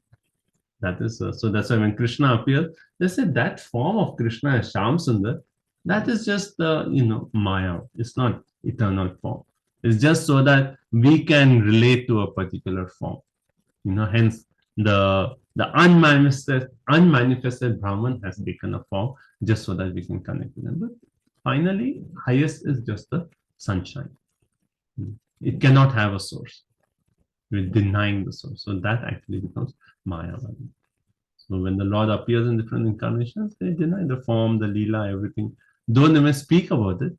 But they say like, yes, for now we speak about it, but finally our goal is to go beyond that and finally understand the Brahman realization. That's the highest. They think that the form of the body of incarnation is also material, right? Material. So it is Maya, right? So it is Maya. It is not. So one way Brahmavadis, they can be on a path, like they just don't have information of the higher realization beyond Brahman. So, one way we say like the 4 Kumaras, they were Brahman realized. Not that they denied the form of Vishnu, but when they actually smelled the tulsi leaves, which were offered to the lotus feet, which were on the lotus feet of the Lord, then they transformed and they realized, oh, there is something beyond the Brahman, and they immediately accepted. Yes, the Lord has qualities. He has, this transcendental smell. They feel that transformation of their consciousness. So they realized something. Even Sukadeva Goswami, say Brahman realized, but when he heard Bhagavatam, then he realized, oh, that is something higher than this. So that is Brahmavadi. So they are on a path, just that they have not reached the highest. But Mayavadi is what? Krishna Aparadhi. So Brahmavadis, they may be going up towards a spiritual path. They have not just reached the highest understanding of personal. But Mayavadi is one of purports of Bhagavad Gita. What does Prabhupada say? Mayavadi, this is material plane. Mayavadi is going opposite direction. Why? Because Krishna Aparadhi. Because they are denying the form of Krishna, and they think the form of Krishna is all Maya. Okay. So it's 8:27. Okay, Adi 6, 6. Yeah, 5 is Nityananda's chapter. 6. Yeah, 6. So here in this verse, this is like, it is saying that Maya Nimitta Hetu Upadan Pradhan. So Maya is a Duyangsho Nimitta Upadan, Maya Nimitta Hetu Upadan Pradhan. Pushvara, okay, so that is a different verse. So, like how you explained the womb and the mother, that I understand. But when it comes to like Lord Garbhodaksha Vishnu's work, how how he is efficient cause and the material cause, as Brahmaji is also explaining that ingredients are also coming for him, the purpose is also to satisfy him. But like then how efficient cause and this effect can go higher and higher, and it's bigger category and bigger category. So when it comes to the highest, how do we explain that, Prabhu? Like it's very complicated for me. I mean, it takes a lot of so this nimitta and upadana, these are 2 terms that we need to understand. Maybe I will do a recording, just like a voice recording for 5 minutes or something, and put it on the group. Right? But now it's we need to proceed with the complete chapter. Okay. Okay. So do we need a break, or are we okay to do a few more verses? Okay. Okay. Let's do another 15-20 minutes. Then we'll do a break. Okay. So let's continue. So this is one of the verses for memorization. A few devotees recently memorized this verse. Okay. So let's go ahead. 34. So now, see, we have completed that section. Now the next section is Brahma has made the point. He has said that yes, the ultimate, the material efficient cause is Vishnu. But why should we believe Brahma's words? So the next section is basically saying why we should actually, why he's saying Narad Muni, why you should believe what I'm actually going to say. Okay. So next one is a very interesting verse. Okay, go ahead. Na bharati menga mrishopalakshate na vai kvachin me manaso mrashagatihi na me rishikani patantyasat pate yan me redot kantyavata drito harihi. Go ahead. Hare Krishna Prabhuji.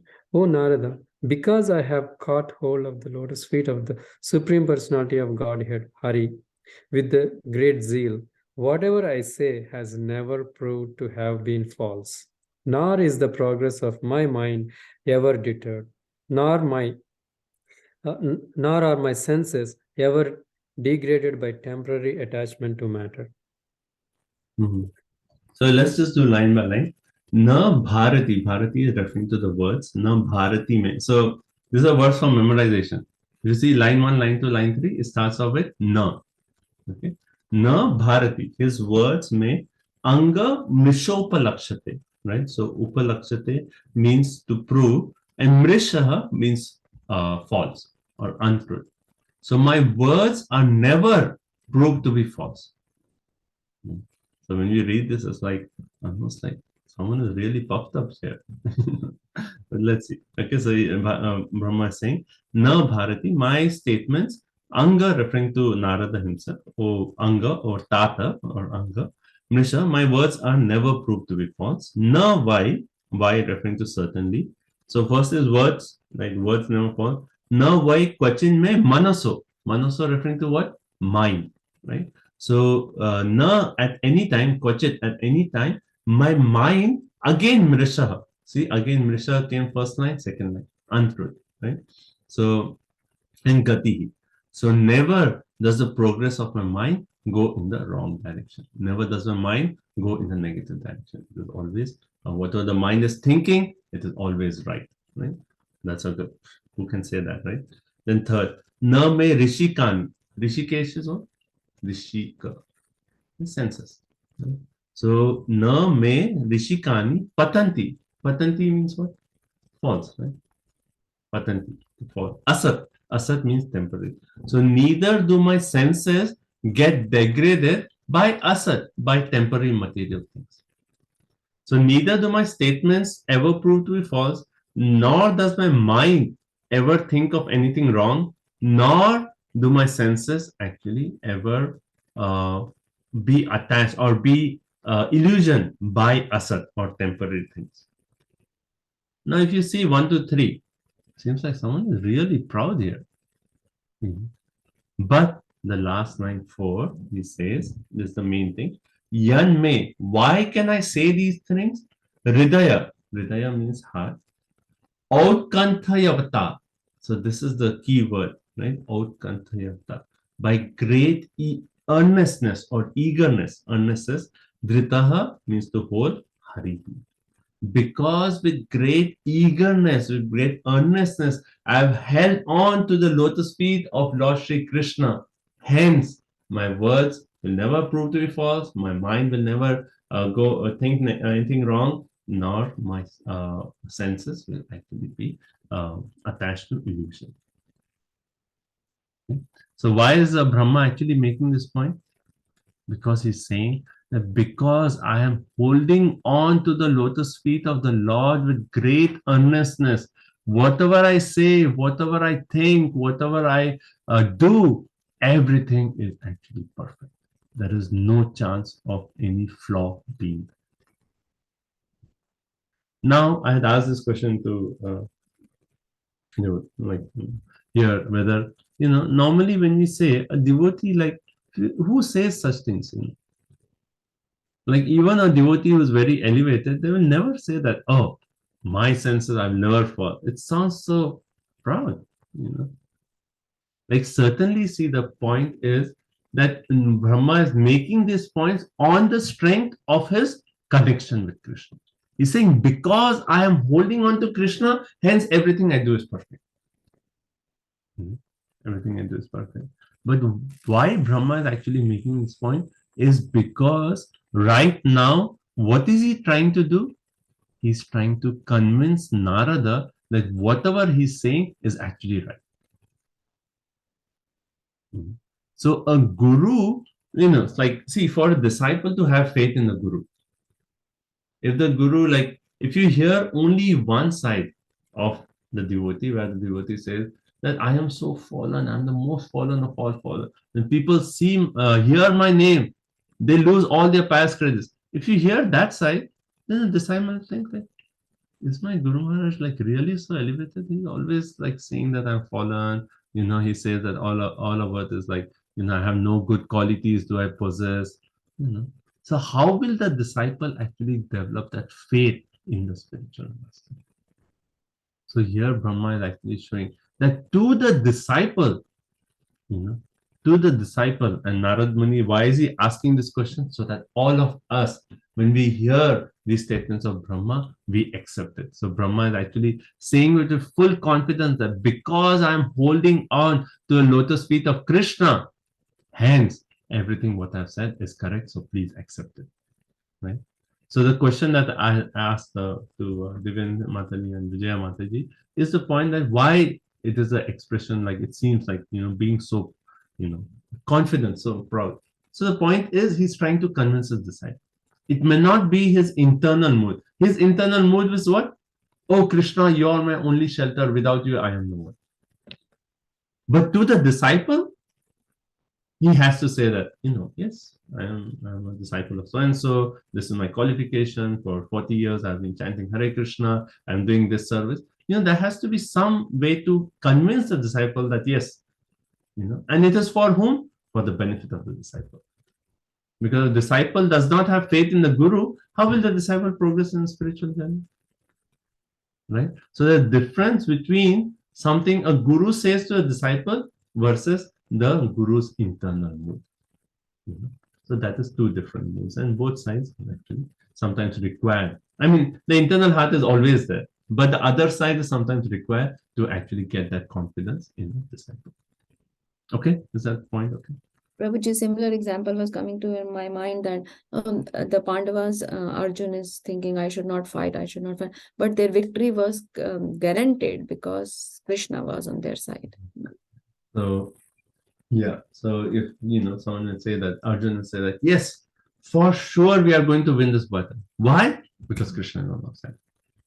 So that is confidence. So that way, even in our bhakti, so bhakti is a part where, yes, we are developing humility, but if we are in that mood that, oh, I am so fallen, I have no good quality, then, someone may say like, if there's an opportunity to take up a big project for Krishna, and say like, I am so fallen, how can I do this, build a new temple for Krishna? How can I do it? Then at that time, we need that confidence that, yes, I am not qualified, but I have full faith in my guru. And by that faith, by that vishwas, I have the confidence that, yes, if it is my guru's desire, it's Krishna's desire, this project will happen, I should just go ahead with it. So we see both these aspects of humility and confidence in a devotee. Right? So both of these are important aspects of a devotee. Is this point clear? From also Arjuna says that when he came back from Dwarka, that all the power that I had is gone. He said that I had powers. I could do this, I could do that, but Yudhishthira Maharaj is saying that did you do it? So that actually proves what Vijay Mataji just said, like how. So a devotee, like on his own strength, he knows that he's nothing. But that confidence is because he's connecting with Krishna. So Prabhupada in the purport also makes this point. He says, wherever there is a Lord, whenever we are connected to the Lord, then everything that is there is true. So Brahma is always saying, because that Hridaya Autkantayavata, that earnestness, the eagerness I'm holding on to, as long as I'm holding on to the feet, then everything is perfect. Now, if I leave the feet of the Lord, then I don't know. Then I'll be illusion. Then I have no guarantee. But as long as I'm connected, then for sure, everything I speak, everything I think, everything I do is all perfect.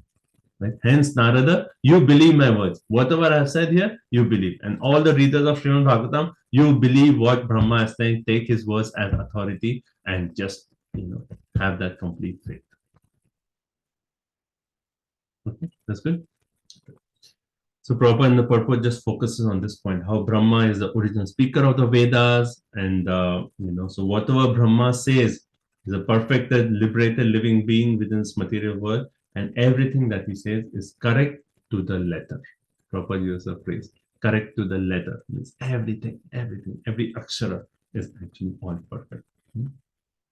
So any sincere student of transcendental knowledge must accept the words and statements of Brahma as infallible.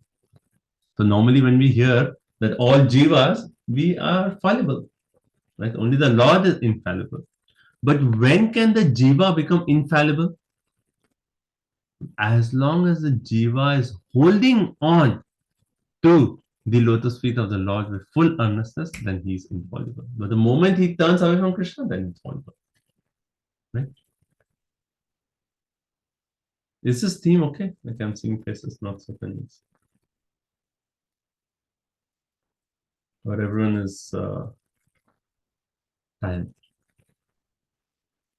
No, Prabhuji, it makes sense because when Arjun's powers were not required, then they were taken away, right? So everything can be taken away at Krishna's will. So how was like Brahma bewildered later on? As long as you hold on to the feet, then you're perfect. The moment you actually think that, oh, if that, the earnestness, even there's a slight doubt in that, then there is a question of bewilderment. But as long, here he's saying, because I Hridaya Utkantavata Drita Hari, I'm holding on, as long as I hold on, I'm perfect. And that's true to anyone. As long as we are completely with that holding on to a lotus feet, then the connection is pure. Right? Then everything is perfect. And then Prabhupada says, because Brahma is a great devotee of Lord Krishna, hence he is, earnestly he has accepted the lotus feet of the Lord, and then he himself is making what? Govindam Adi Purusham Tamaham Bhajam. Right? He is the one who is actually establishing this, that one should actually worship that Govinda Adi Purusham. Okay. And then also Prabhupada actually makes this very nice point. He says, how in Bhagavad Gita we read this point, right? Kaunteya pratijanihi na me bhakta pranashyati. What does that mean? What does Krishna ask Arjuna to do? Kaunteya pratijanihi na me. My devotee never perishes. So he's saying, Arjun, you go out, you take a drum, beat the drum, and tell everyone that my devotee never perishes. My devotee will never speak lies. And then one will say, like, why does Krishna not say? Why is he actually asking Arjun to say? Because Krishna is making the, someone will say, like, oh, Krishna, he is Makhanchor. He sees the clothes of the gopis. And then sometimes he speaks lies. He's the absolute truth, but he speaks lies to Mother Yashoda. He asked Yudhishthira Maharaj to speak lies. So can we trust Krishna's words? But a devotee, if he says something, because Krishna is sold out to the devotee, he'll make sure that the words of the devotee is completely full. Prabhupada said, chant 16 rounds, follow 4 regulative principles, I will take you back home back to God. Because Srila Prabhupada has given that assurance to us, if we sincerely follow those instructions, guaranteed. Krishna said, because Prabhupada has said, my pure devotee has made that proclamation, it is going to be fulfilled. Anyone who follows Prabhupada will be fulfilled. Because Prabhupada, because he's my pure devotee. You know how devotee is, Krishna is purchased by his pure devotee. So Krishna is saying, it is more powerful when a devotee says something than when I say something. So hence Prabhupada also, he actually makes a point in the purport. He says, declaration of Govinda may seem contradictory. If Govinda says something, then it may seem contradictory. But if there is a devotee who says, then there is no contradiction. Right? Therefore, the process of devotional service always begins in service to the devotees in discipline succession. How interesting Prabhupada take the point to this, that because devotees, if they say something, then Krishna will fulfill. Hence, we should actually start our devotional service. Our devotional service will start only by taking shelter of the words of the spiritual master and actually serving them.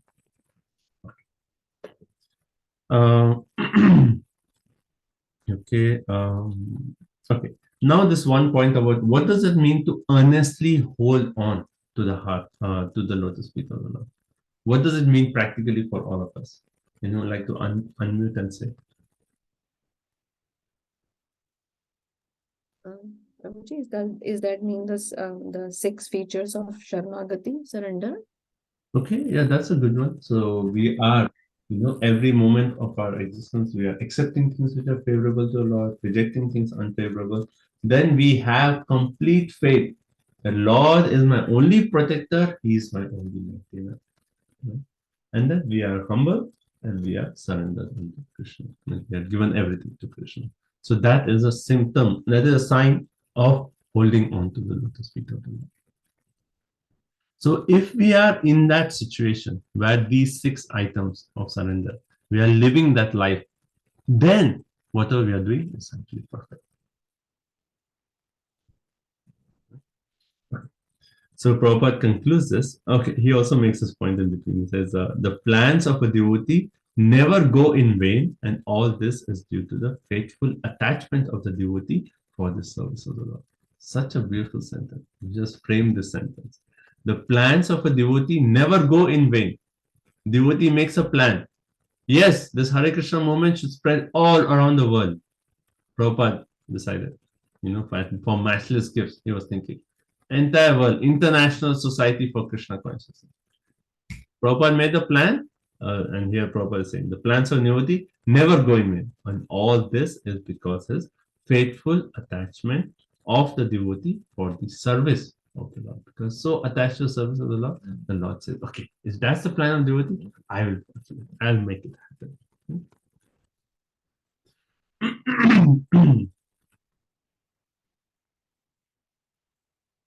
Okay. The last sentence of this purport, another like one of the Prabhupada's excellent statements. A grain of devotion is more valuable than tons of faithlessness. What does that mean? A grain of devotion is more valuable than tons of faithlessness.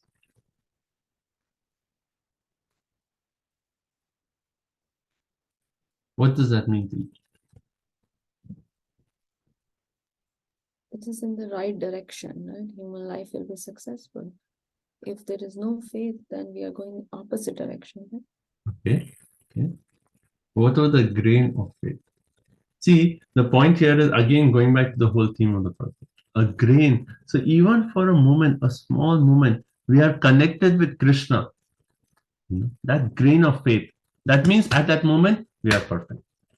Rather than tons of faithlessness and doing all, like if we have no faith in Krishna, we may do hundreds of things. All of them are useless. We may say hundreds of words. All of them are useless. They are just mrisha. They are untrue. We may think so many things, but if we are not connected to Krishna, zero. Everything is zero. What we say, what we do, what we think is all zero. If we have no faith in Krishna. But rather, even one grain of faith in Krishna and anything that we say or do or think during that time when we have connected with Krishna, that's perfect. Even that one grain of Krishna is more powerful than tons of faithlessness. Okay? Is it like the seed of bhakti, grain of bhakti, seed of bhakti? Yeah, as long as the seed of bhakti, yes, yeah, as our self is connected to Krishna in that mode of bhakti, then everything is. As Prabhupada answered that somebody asked Prabhupada how long it takes to be Krishna conscious in Prabhupada said, 1 moment. Sarva dharma parityajya mam ekam sharanam vraja. If you can do that, back home, back to them. 1 moment. That's all we need. Ekam sharanam vraja. That's it. Right? Okay. So, Prabhu, I just wanted to add, like yesterday's experience at book distribution. So, like, we meet some people who are like, has zero bhakti, all karma kande, even not even that, but, like, say hi, even like, a smile like a like a grain quantity as compared to their faithlessness. At that one moment, of thank you or Hare Krishna or whatever, with a smile is the most prized possession they have. Right. So in their entire life, just that 1 second or one moment of association with the devotee where they said, "Oh yes, he is doing something nice." Even that one moment is better than thousands of other things that they have gone through. Nice one. Okay. Okay. So anyway, this one point we'll take a break now. One point from this verse is think about these things: pride, confidence, humility for a devotee. A devotee can be pride of what? Pride of our gurus, our Srila Prabhupada, our disciplic succession. What we are receiving. We are proud of that. We are proud of like Jiva Goswami. Prabhupada says there's no philosopher as great as Jiva Goswami. Proud of Rupa Goswami. He understood the heart of Lord Chaitanya Mahaprabhu. We are proud of Sanatan Goswami. He actually established what is real Vaishnava etiquette. We are proud of Raghunath Das Goswami. He showed what is real renunciation. So we are proud of our gurus, our acharyas, what gift we have received. We are confident on, as long as we are connected to Krishna, then we are confident. We can do like how, during Prabhupada's time, the disciples were thinking, Mahabharata war, 18 days. 18 days with Prabhupada is here, will take over the world. The disciples of Prabhupada were actually thinking in that way. 18 days, we will take over. Krishna consciousness, whole world. Prabhupada is here, we can do it. That confidence, but it's not on their own strength, but strength of Guru and Krishna. And then the aspect of humility, which is always that internal mood of a bhakta, that externally he may be confident to take up big projects for Krishna, but internally he's always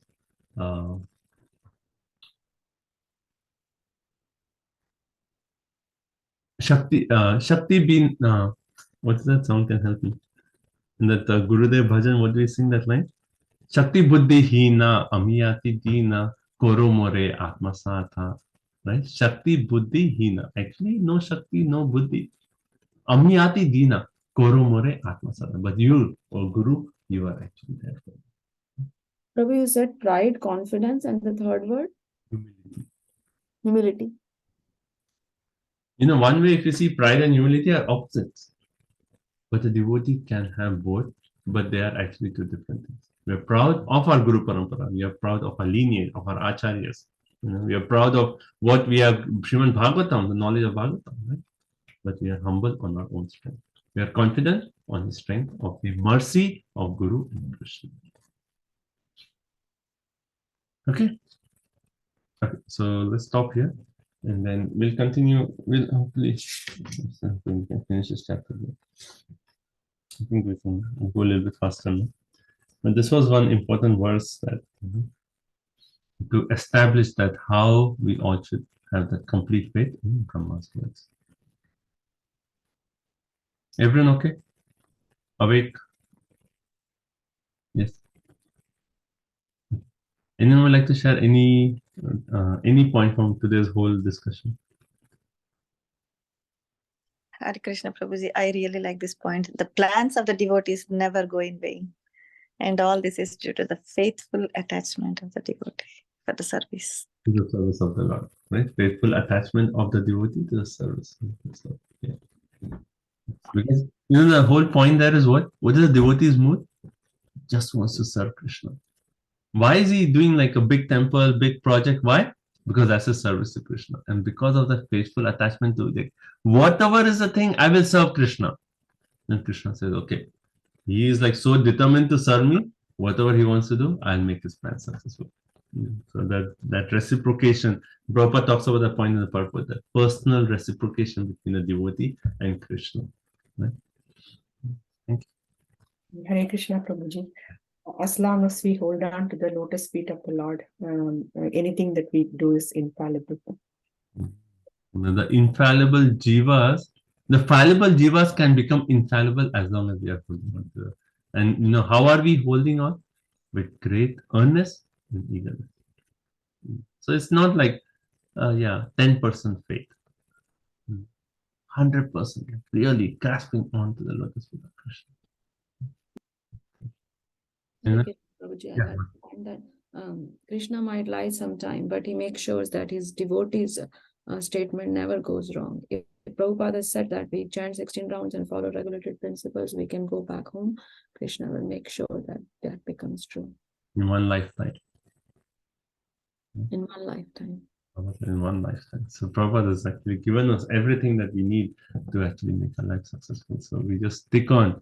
We have to just hold on to Prabhupada's lotus feet with great eagerness, and success is guaranteed. So we are confident also on the process of Krishna consciousness. May I share one more? He said that desires cannot be stopped, but if we can fill our time with full service to the Lord, then we can overcome that. It's a very practical point, actually. Anything else? I really like the point when our desire is just to serve Krishna, there is no place for lust. Yeah. Yes. That's the way we conquer lust. We just fill our life so much with Krishna, Krishna Seva, association, devotees. And, like practically you may see that sometimes we have this, like last weekend we were on this trip to New York. We left New Goloka Dham, we were on a bus, like everyone is a devotees, kirtan, chanting, we go to New York, we did like from the time we left New Goloka Dham till the time we came back. Always with devotees, Rath Yatra, every moment. Was there time to even think about like, oh, when I go back, I will do this or I will do this? Or, like, it's just like so absorbed with the devotees, association, kirtan, katha, pulling the rath, seeing these wonderful devotees, all these swamis, like so absorbed, like it's just like, no room for anything else. Like sometimes when we have some special devotees come to New Goloka, the morning class, evening class, in between we take a break and then come back. Our life is just like filled with Krishna Katha. So that's how our life should be. That's how we conquer this. Okay, anything else before we take a break? I really like that point that all these big gurus, all those people outside, they say that they can do all this, but inside they are humble. Their internal mood is different, but outside mood is like to give more confidence to us. They are like strong. No, you should do this, you should do that. They are strong outside, but inside they are humble. Yeah, that's very nice point. Thank you. Okay, so let's take a quick break, 5 minutes. Let's come back. Okay. So Srimad Bhagavatam, please, Srila Prabhupada, please.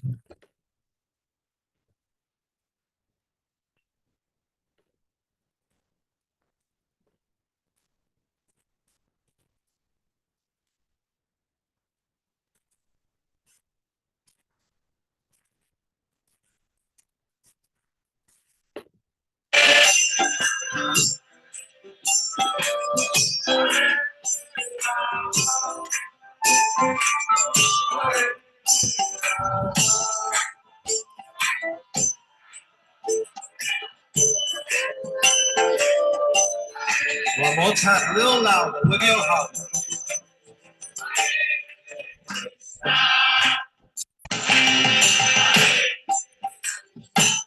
Once more.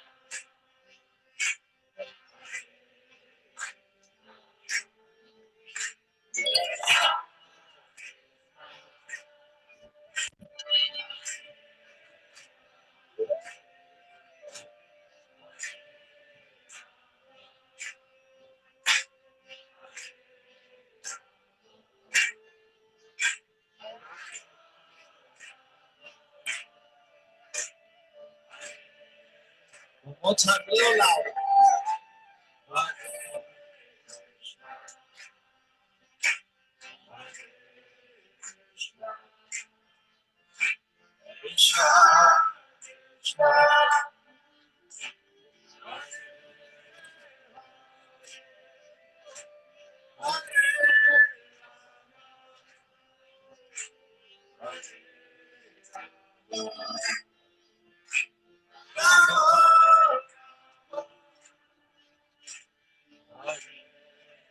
One more time, a little louder with your heart.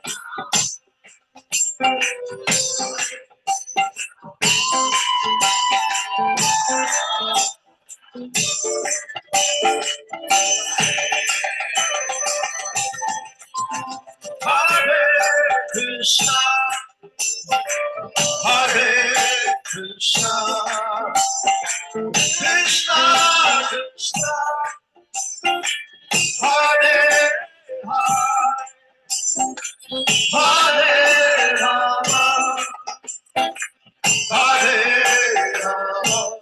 Hare Krishna, Hare Krishna, Krishna Krishna, Hare Hare, Hare Rama, Hare Rama, Rama Hare Rama.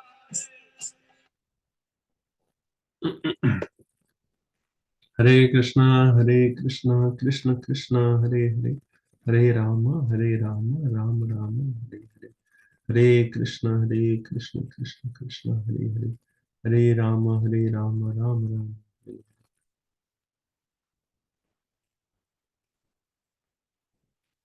Okay, Hare Krishna. Evan. Were you able to hear the kirtan okay, or was it?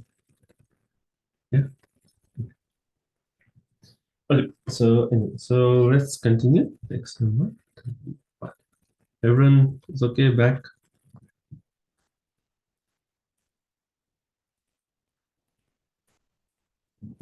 So I had a question. Like, the process, I know that how to be always being connected. Like you can always hear kirtan or classes, but like there are certain times, like you are supposed to have recreations, and how how in day-to-day life this we can implement, like every day, like in the night, putting kirtan. Yeah, I know. I mean, but still there are some. Yeah. So actually, like, see, one is the activity itself, and one is the internal mood while we are doing a particular activity. Like, we may have kirtan playing in our house, but still our consciousness may not be there, right? Our consciousness may be absorbed in so many other things other than the kirtan. So it is the activity, but more than the activity is what is our internal consciousness while we are doing anything we are doing. Whether that's kirtan, whether we are working or anything. That earnest, that Hridaya, it says Hridaya, right? Hridaya Utkantayavatat. What is there internally in our consciousness? One could be hearing kirtan and thinking of nonsense. Possible? Possible. So it is and one could be doing something like physical labor or doing something, but you could think of Krishna, right? So see, the best example of this is what Lord Chaitanya Mahaprabhu told the Goswamis, Rupa and Sanatana. Like when he sent the letter to Rupa and Sanatana Goswami, what did he say? He said because they were engaged in serving. Imagine, they are like they are associates from Goloka Vrindavan, right?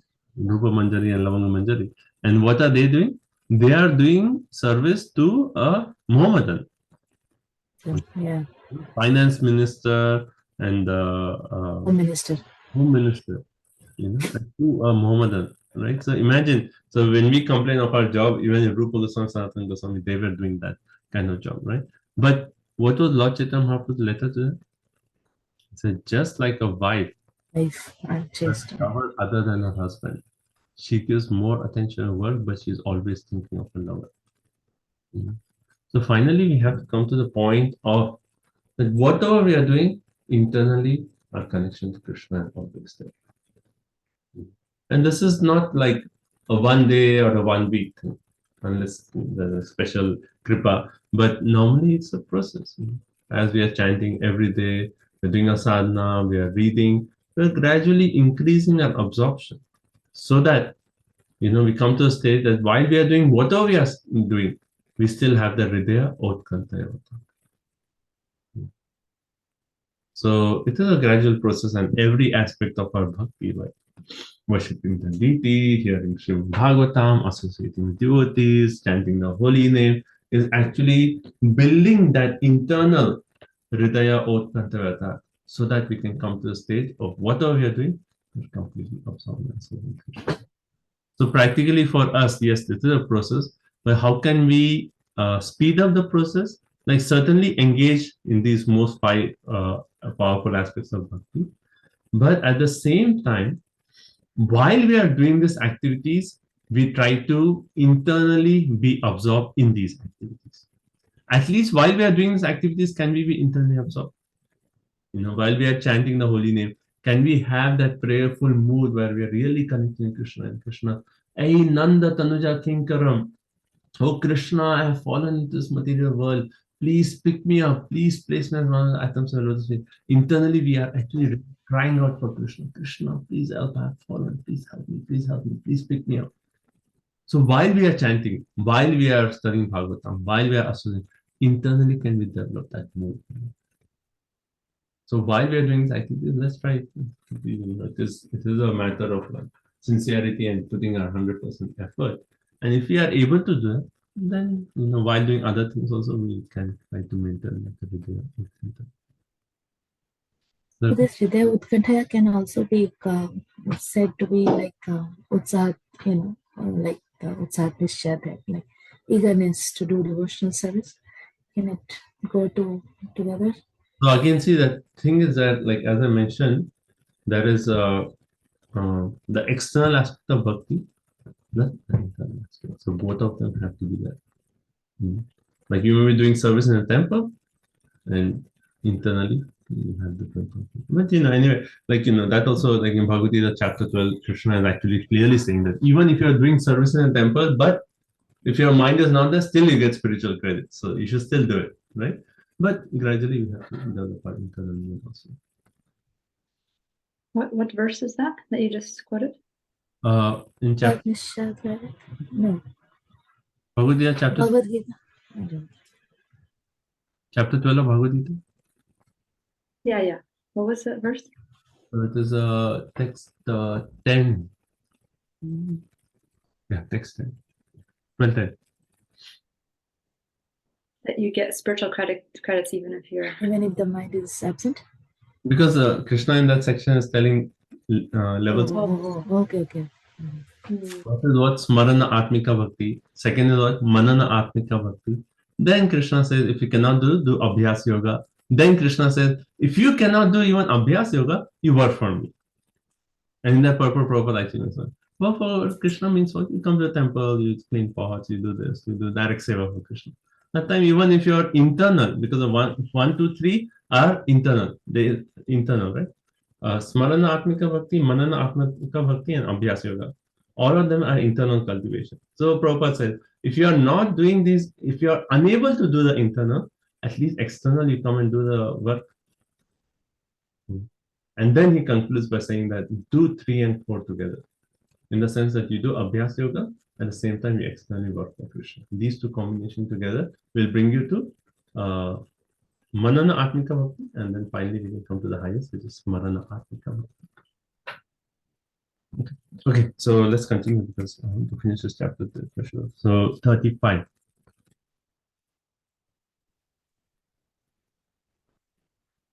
Soham samamyayamayastapो mayaha prajapatinam abhivandita patihi asthaya yogam nipunam samahitas ramnati yagachan yata atma sambhavaha.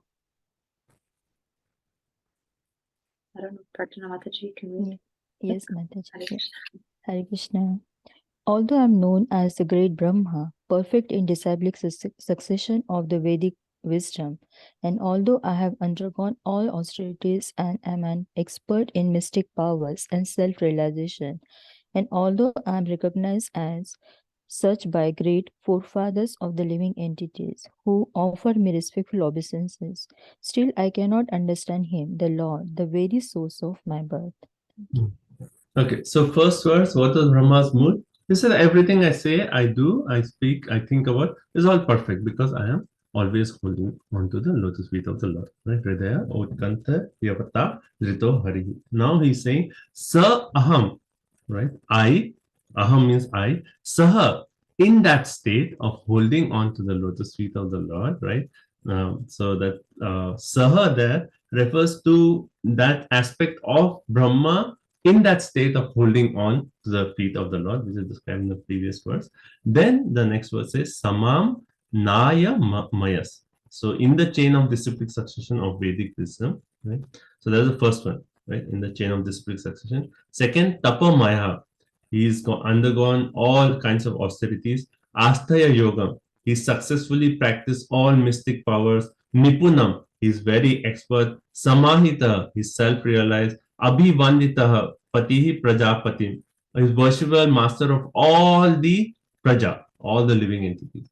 So Brahma is saying, I'm holding on to the lotus feet of the Lord, and I am, so one way he's like continuing that mood of like, saying, I am successful in doing all austerities. I have successfully done mystic yoga, and I am worshipable by all living entities. So one may think that if you read previous verse and this verse, you'll say Brahma is very proud. But here is the main point. He's saying, in spite of all these things, I holding on to the lotus feet of the Lord, and I being successfully in austerities, in mystic yoga, in being self-realized, worshiped by all, yet, in spite of all this, right? In spite of all this, what? In spite of all this, na adhyagacham. I did not properly understand him because Atma Sambhavaha. Because I am actually generated from him. So in spite of all these qualities, right? So up to previous verse, this verse, one may say Brahma is proud, but now he's bringing out the real internal mood that in spite of all these things, what is my situation? Not, I cannot understand him because I am actually generated from him. How can I understand? He's beyond everyone. It's impossible to understand. That is the glory of that person. right? So that is the internal mood that I refer to, that the devotee understands that, how can we know Krishna? He's infinite, right? Is this verse okay? That makes sense, that internal mood of Brahmaji, that na adhyagacham. They cannot understand him because Atma Sambhava, I'm actually generated from him. So in the Prabhupada makes the point that Brahma with all the qualifications, is there any living entity in this Brahmanda greater than Brahma? One way he said, like, he is the first created living being, So he's greatest of all living creatures. And yet he admits that I cannot, with all the qualifications, he says, this is not sufficient for me to understand the Lord himself. So how if Brahma has all these qualifications and he's saying he cannot understand the Lord, then what hope is there for each one of us? Our hope is, so Prabhupada says, that we can understand the Lord up to the extent that we actually engage in sincere mood of eagerness of service. Prabhupada says, sincere mood of eagerness of service. So we are having that eagerness to serve Krishna, and if we are doing that in a sincere mood, serving Krishna, to the extent we are engaged in the service, to that extent Krishna will actually reveal himself to us. Otherwise, that with all these qualifications, one cannot know Krishna. The only way is eagerness of service in the right, sincere mood. That's how Krishna will reveal himself to us. So all these qualifications that Brahma has actually mentioned, we are not denying all those. They can help. But finally, all these qualifications should bring one to the point of devotion to God. Bhaktya mam abhijanati. Right? Only through bhakti we can know Krishna.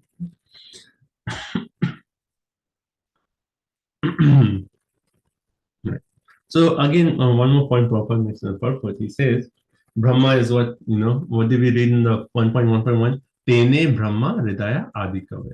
Krishna himself is giving knowledge to Brahma, and still Brahma is saying, I cannot understand Krishna. So we cannot, be puffed up and say like, oh, I know God, I know, Brahma himself, he got personal lessons from Krishna. He's saying, I cannot understand Krishna. So that mood of humility we see. And then Prabhupada says, we have to become Bhakti Vedanta. Right? A.C. Bhakti Vedanta Swami Srila Prabhupada. Prabhupada says, we have to become like him. Bhakti Vedanta. Bhakti Vedanta means having the self-realization that I am not this body, I am spirit soul, but not stopping at that point. We have to associate that with Bhakti. And that's when we can actually realize Krishna, or Krishna will reveal himself to us. So Bhakti plus Vedanta, or self-surrender plus devotional attitude. Both of these things have to be there, and only then Krishna will actually reveal himself to us. Okay. And then Prabhupada quotes that verse, Vedeshu Dullavam Adullavam Atma Bhakta from Brahma Samhita. Okay. The Vedeshu Dullavam, one studies the entire Veda. Dullavam, very difficult to understand Krishna. Vedeshu Adullavam Atma Bhakta. Right? But that it becomes easy to understand Krishna, Atma Bhakta, when one may engage in devotional service to him. And Prabhupada concludes and he says, Srimad Bhagavatam, Vyasadeva actually compiled Srimad Bhagavatam on the order of Narad Muni in order to understand the real import of Vedanta. Srimad Bhagavatam, therefore, is the absolute medium by which to understand the absolute truth. Because Bhagavatam is what? It is giving us self-realization, at the same time, Paramananda Pathaya, Prema Vasha Aksharaya. Every syllable is filled with bhakti. So hence Bhagavatam is the perfect medium to know Krishna, because self-realization plus devotional attitude. Good? Okay, this verse? Everyone, yes? No, too much? Good. I have one question, Prabhuji. Yes, ma'am.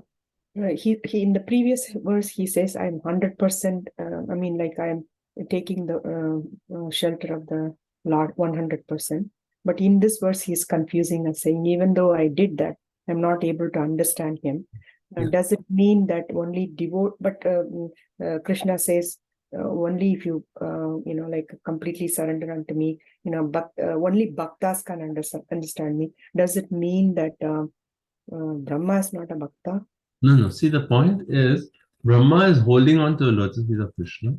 And he's saying, I'm holding on to lotus feet of Krishna and I have all these qualifications. In spite of this, I cannot know Krishna in full. Who can know Krishna in full? Even Krishna himself does not know himself in full. And that's why he comes and Lord Chaitanya Mahaprabhu. So we can know Krishna up to the extent that we surrender unto Krishna. Up to the extent of our what was it? Eager service. Yeah. Eagerness of service with a sincere mood. Up to the extent we engage in service in the right mood, to that extent Krishna will reveal himself. Otherwise, for us, how can a finite being understand infinite? Impossible. Impossible. Only when the infinite says, okay, I will reveal this aspect of my infinite glories, then the finite can actually understand. So even Brahma is also a finite being, is also Jiva. How can he understand infinite? So he's saying, in spite of all my qualifications, in spite of being connected with Krishna, I cannot understand him in full.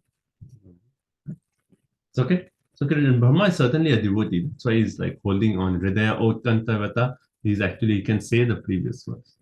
But even devotees cannot know Krishna in full. Okay, next verse. Let's just do the English. Therefore, it is best for me to surrender unto his feet, which alone can deliver one from the miseries of repeated birth and death. Such surrender is all auspicious and allows one to perceive all happiness. Even the sky cannot estimate the limits of its own expansion. So what can others do when the Lord himself is unable to estimate his own limits? Right. So what is Brahma saying? You may think that I am not able to understand Lord. The Lord himself cannot understand himself. That is the glory of the Lord. He is so infinite that Swa Antam, right, his own limit, he does not know the glories of his own image. Like how does Chaitanya Chaitanya makes the point that once Lord saw his own reflection and looking at his reflection saying like, who is this so beautiful personality? The Lord himself does not know how beautiful the Lord is. Every time he sees himself, his beauty increases. Right? So Prabhupada actually in this purport, towards the end of this purport, he makes a very wonderful point. He says there's a competition between see the actual, and this towards the end I'm reading. The actual position is that the Lord can measure it. Let me read a little bit. Okay. So it is said in the scriptures, Brahma Sokyam Tva Ananta. Spiritual happiness is unlimited. Okay. Let's just reading from Prabhupada. Here it is said, even the Lord cannot measure such happiness. This does not mean that the Lord cannot measure it and is therefore imperfect in that sense. The actual position is that Lord can measure it, but the happiness is in the Lord is also identical with the Lord on account of absolute knowledge. So the happiness derived from the Lord may be measured by the Lord, but the happiness increases again, and the Lord measures it again, and then the happiness increases again, and the Lord measures again. And as such, there's an eternal competition between increment and measurement. So beautiful, Prabhupada says. So you see the point? So the Lord is infinite, right? Infinitely glorious. Right? So the Lord actually measures the happiness. But he's able to measure it, but that at that moment, it actually increases. Because the happiness in the spiritual world is always increasing for eternal time. So there is a competition between the measurement of the happiness and the increment of the happiness. Right? And this is an internal competition that keeps going on. This actually proves that how the Lord is not limited in any way.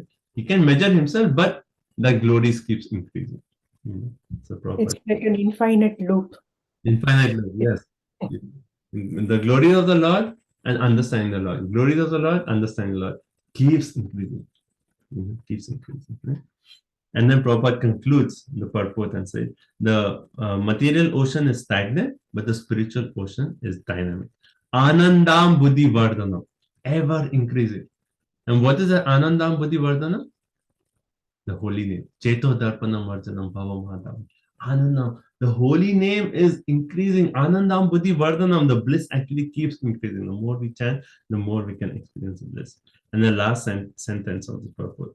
Krishnadas Kaviraj Goswami has nicely described this dynamic increment of the ocean of spiritual happiness in the transcendental person of Srimati Radharani, the pleasure potency of Lord Shri Krishna. Krishnadas Kaviraj Goswami in Chaitanya Charitamrita, he talks about this Halladini. When you talk of the happiness of the pleasure potency, that is Halladini Shakti. And that embodiment of Halladini Shakti is what? Is Srimati Radharani. Right?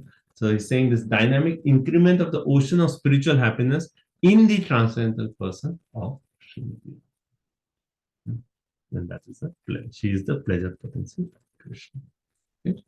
Okay, so coming back to this verse.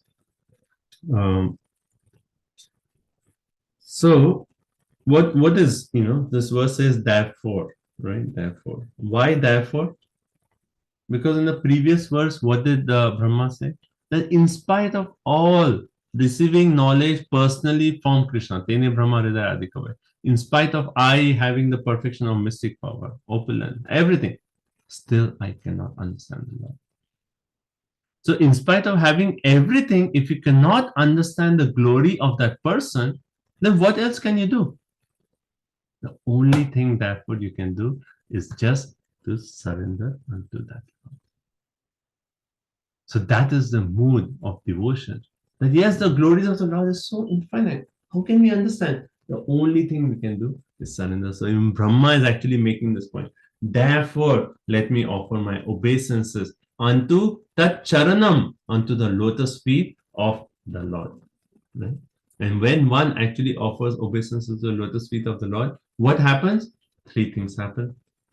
Bhavat Chiddam. What is Bhavat Chiddam? It stops our repetition of birth and death.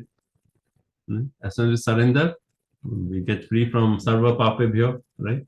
So Bhavat Chiddam. Then second one, Swasti Ayanam. We get the perception of all happiness.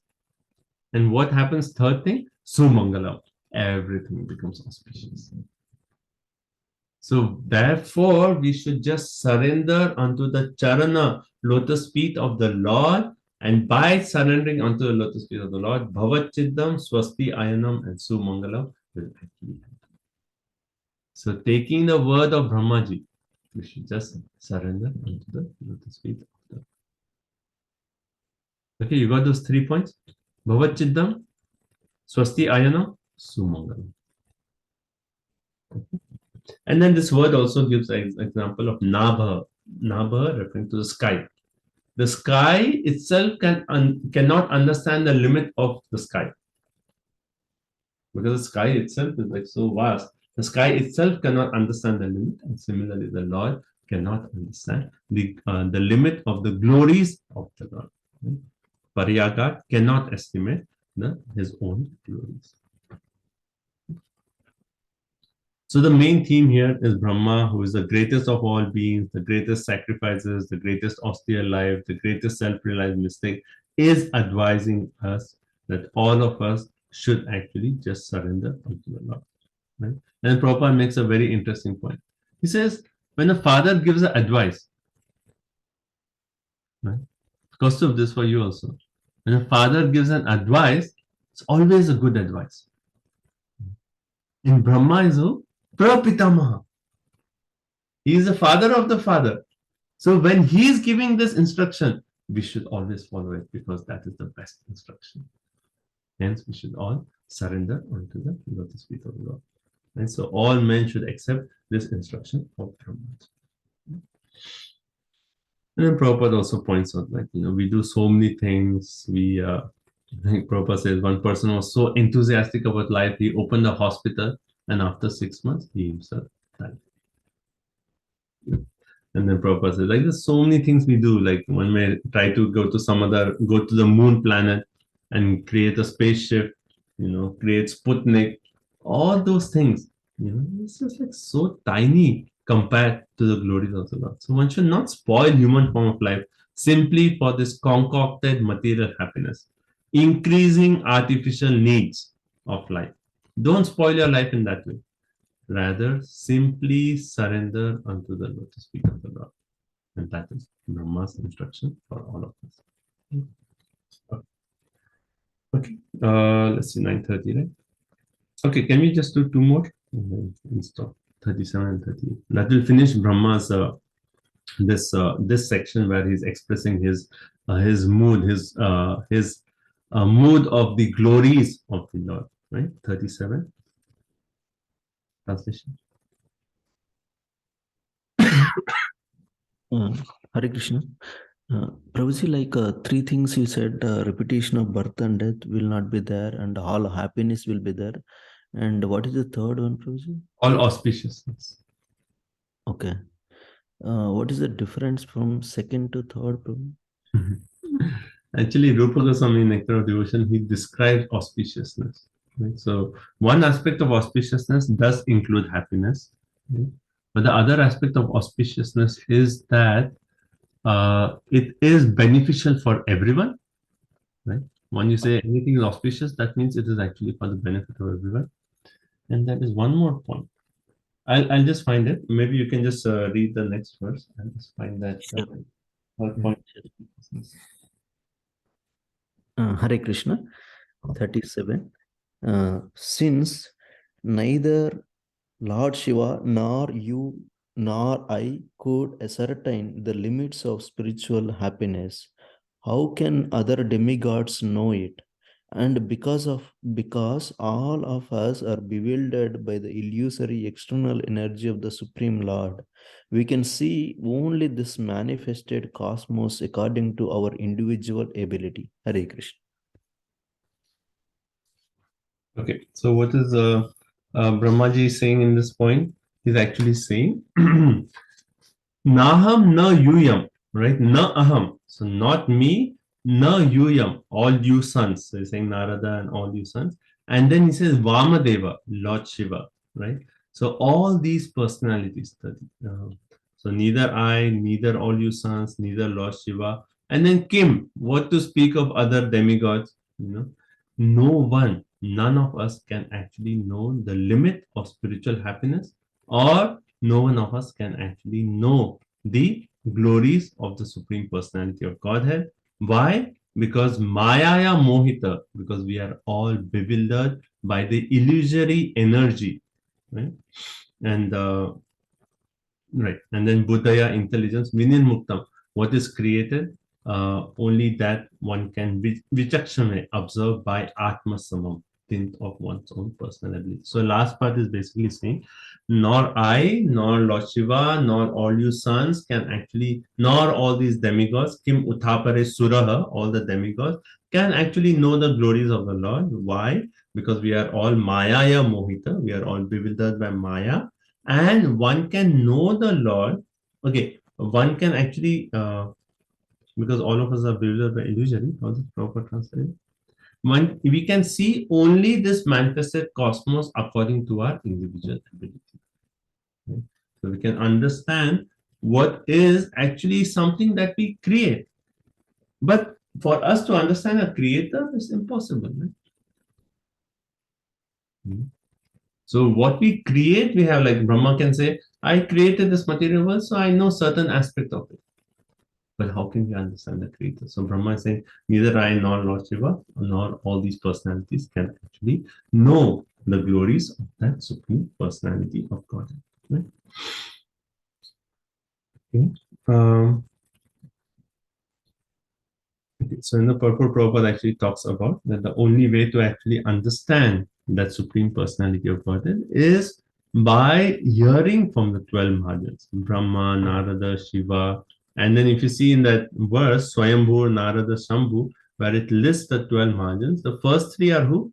Brahma, Narada, Shiva.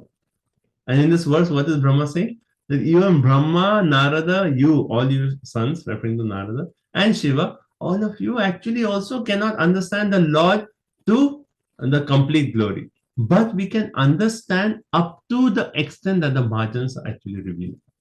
reveal the Lord to us. Right? So the only process is we have to take shelter of the margins, but the margins will reveal up to their realizations. Okay.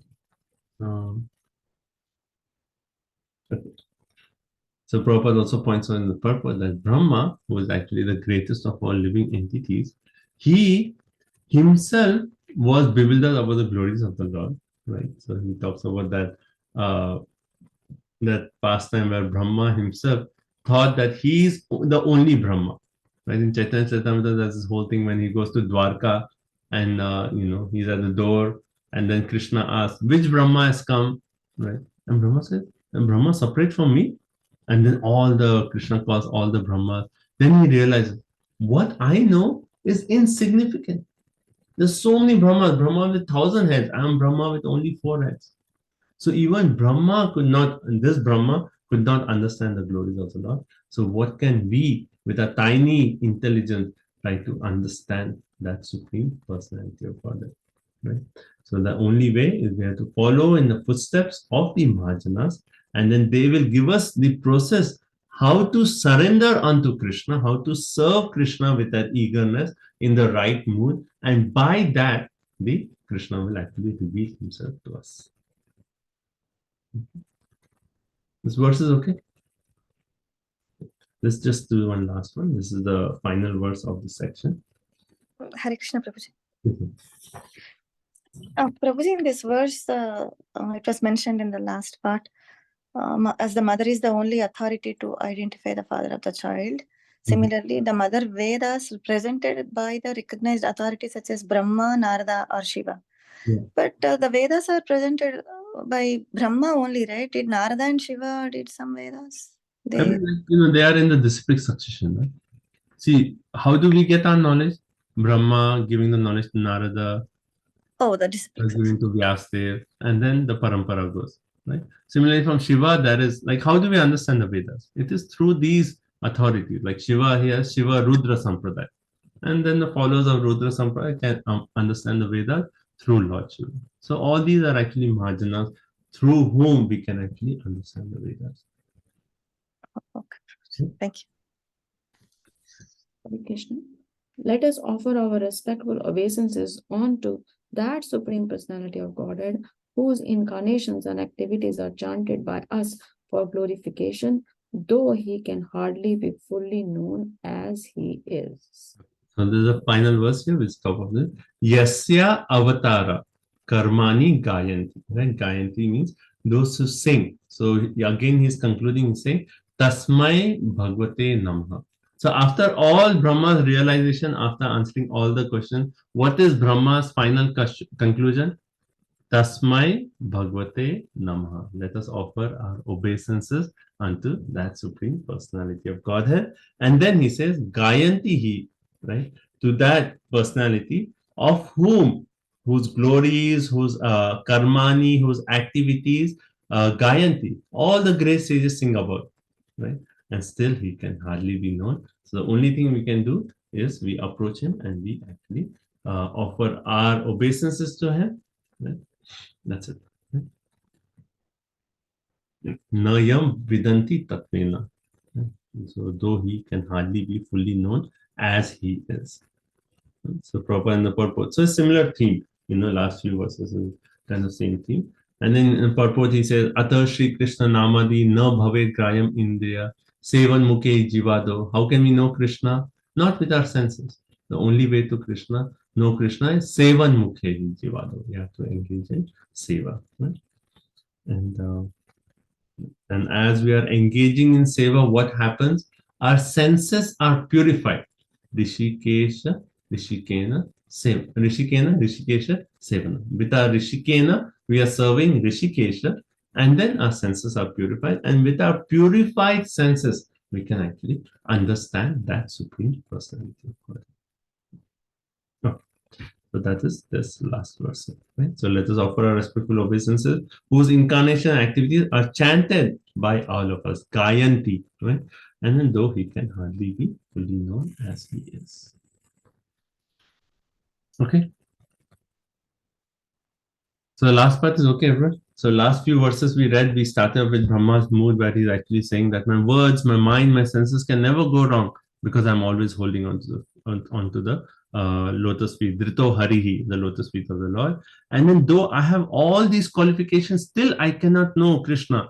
Therefore, I just surrender onto the lotus feet of the Lord. And he's actually telling all of us, therefore, we all should just surrender unto the lotus feet of the Lord. Right? Even the Lord himself cannot estimate his own glories because there's this eternal competition between the happiness that the Lord experiences and the increment of that happiness. So how can even the Lord cannot understand? So we just like humbly surrender unto the Lord. And further to elaborate the point, he says, I myself, Lord Shiva, nor you, Narada, all of us can understand the limit of that spiritual happiness and what to stop of other demigods, other suraha. How can they understand, right? So though I cannot fully understand him, I still glorify his activities to the extent that I have understood them. And that's it. Brahma concludes this part. Okay. Okay, so auspiciousness, there were 4 items of auspiciousness. One is it benefits everyone. I mentioned that. Second thing is attracts everyone. Is attractive to everyone. Third is it produces good qualities. And fourth is it bestows the highest happiness. That is really auspicious. Superior happiness. Okay, so let's stop here.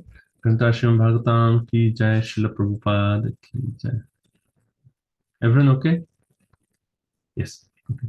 So let's just conclude. If you have any comments, realizations from today's class, please do share. There'll be a review for our points from today's class. And then we can close us. Hare Krishna, Prabhuji. The surrendering to Krishna, 3 things happen. Bhavat Chittam, Swasti Ayanam, and Sumangalam. So that is the epitome of what we want, right? Stopping the birth cycle and all happiness and all auspiciousness is wonderful. Thank you. Thank you. Prabhuji, I have a question. Why Lord Shiva is called Vamdev in text 37? That's one of the names of Lord Shiva, actually, Vamadeva. I don't know what is the story behind why he's called Vamadeva. Research that up.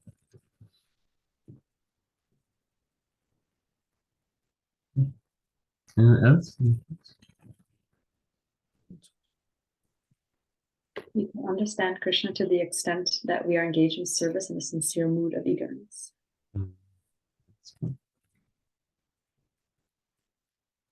I like the point that fill your practical point that fill your life so much with devotional service, absorption in Krishna, that there is no time for material desires.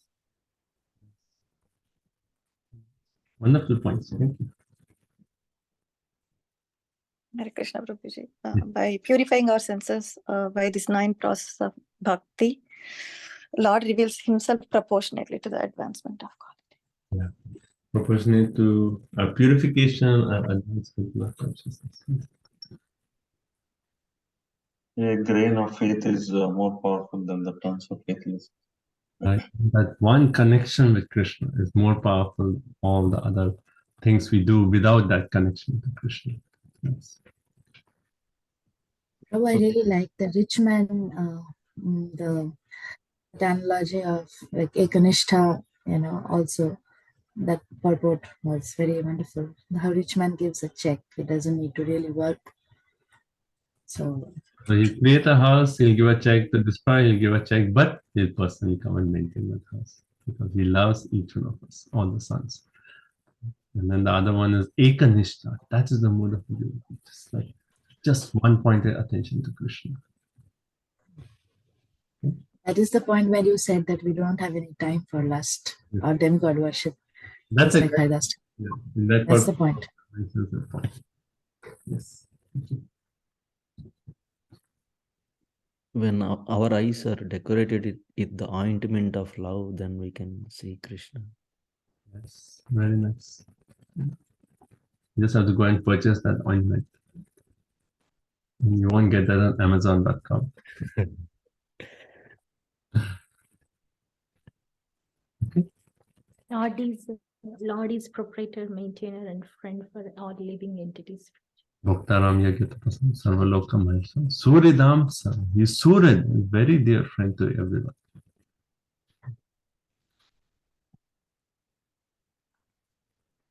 Okay.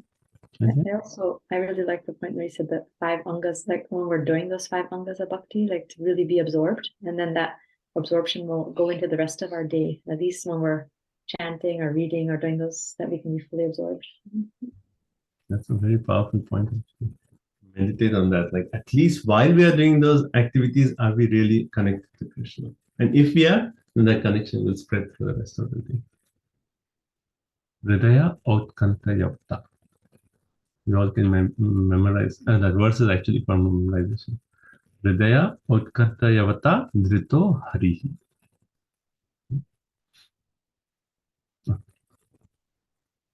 So thank you all so much for your association. So the last section is Brahma will summarize glories of Karnodaksha Vishnu. That is actually, it should be fast. I was hoping to finish this section. But then after, we will quickly finish this this one in the next class. And then next chapter is all stories.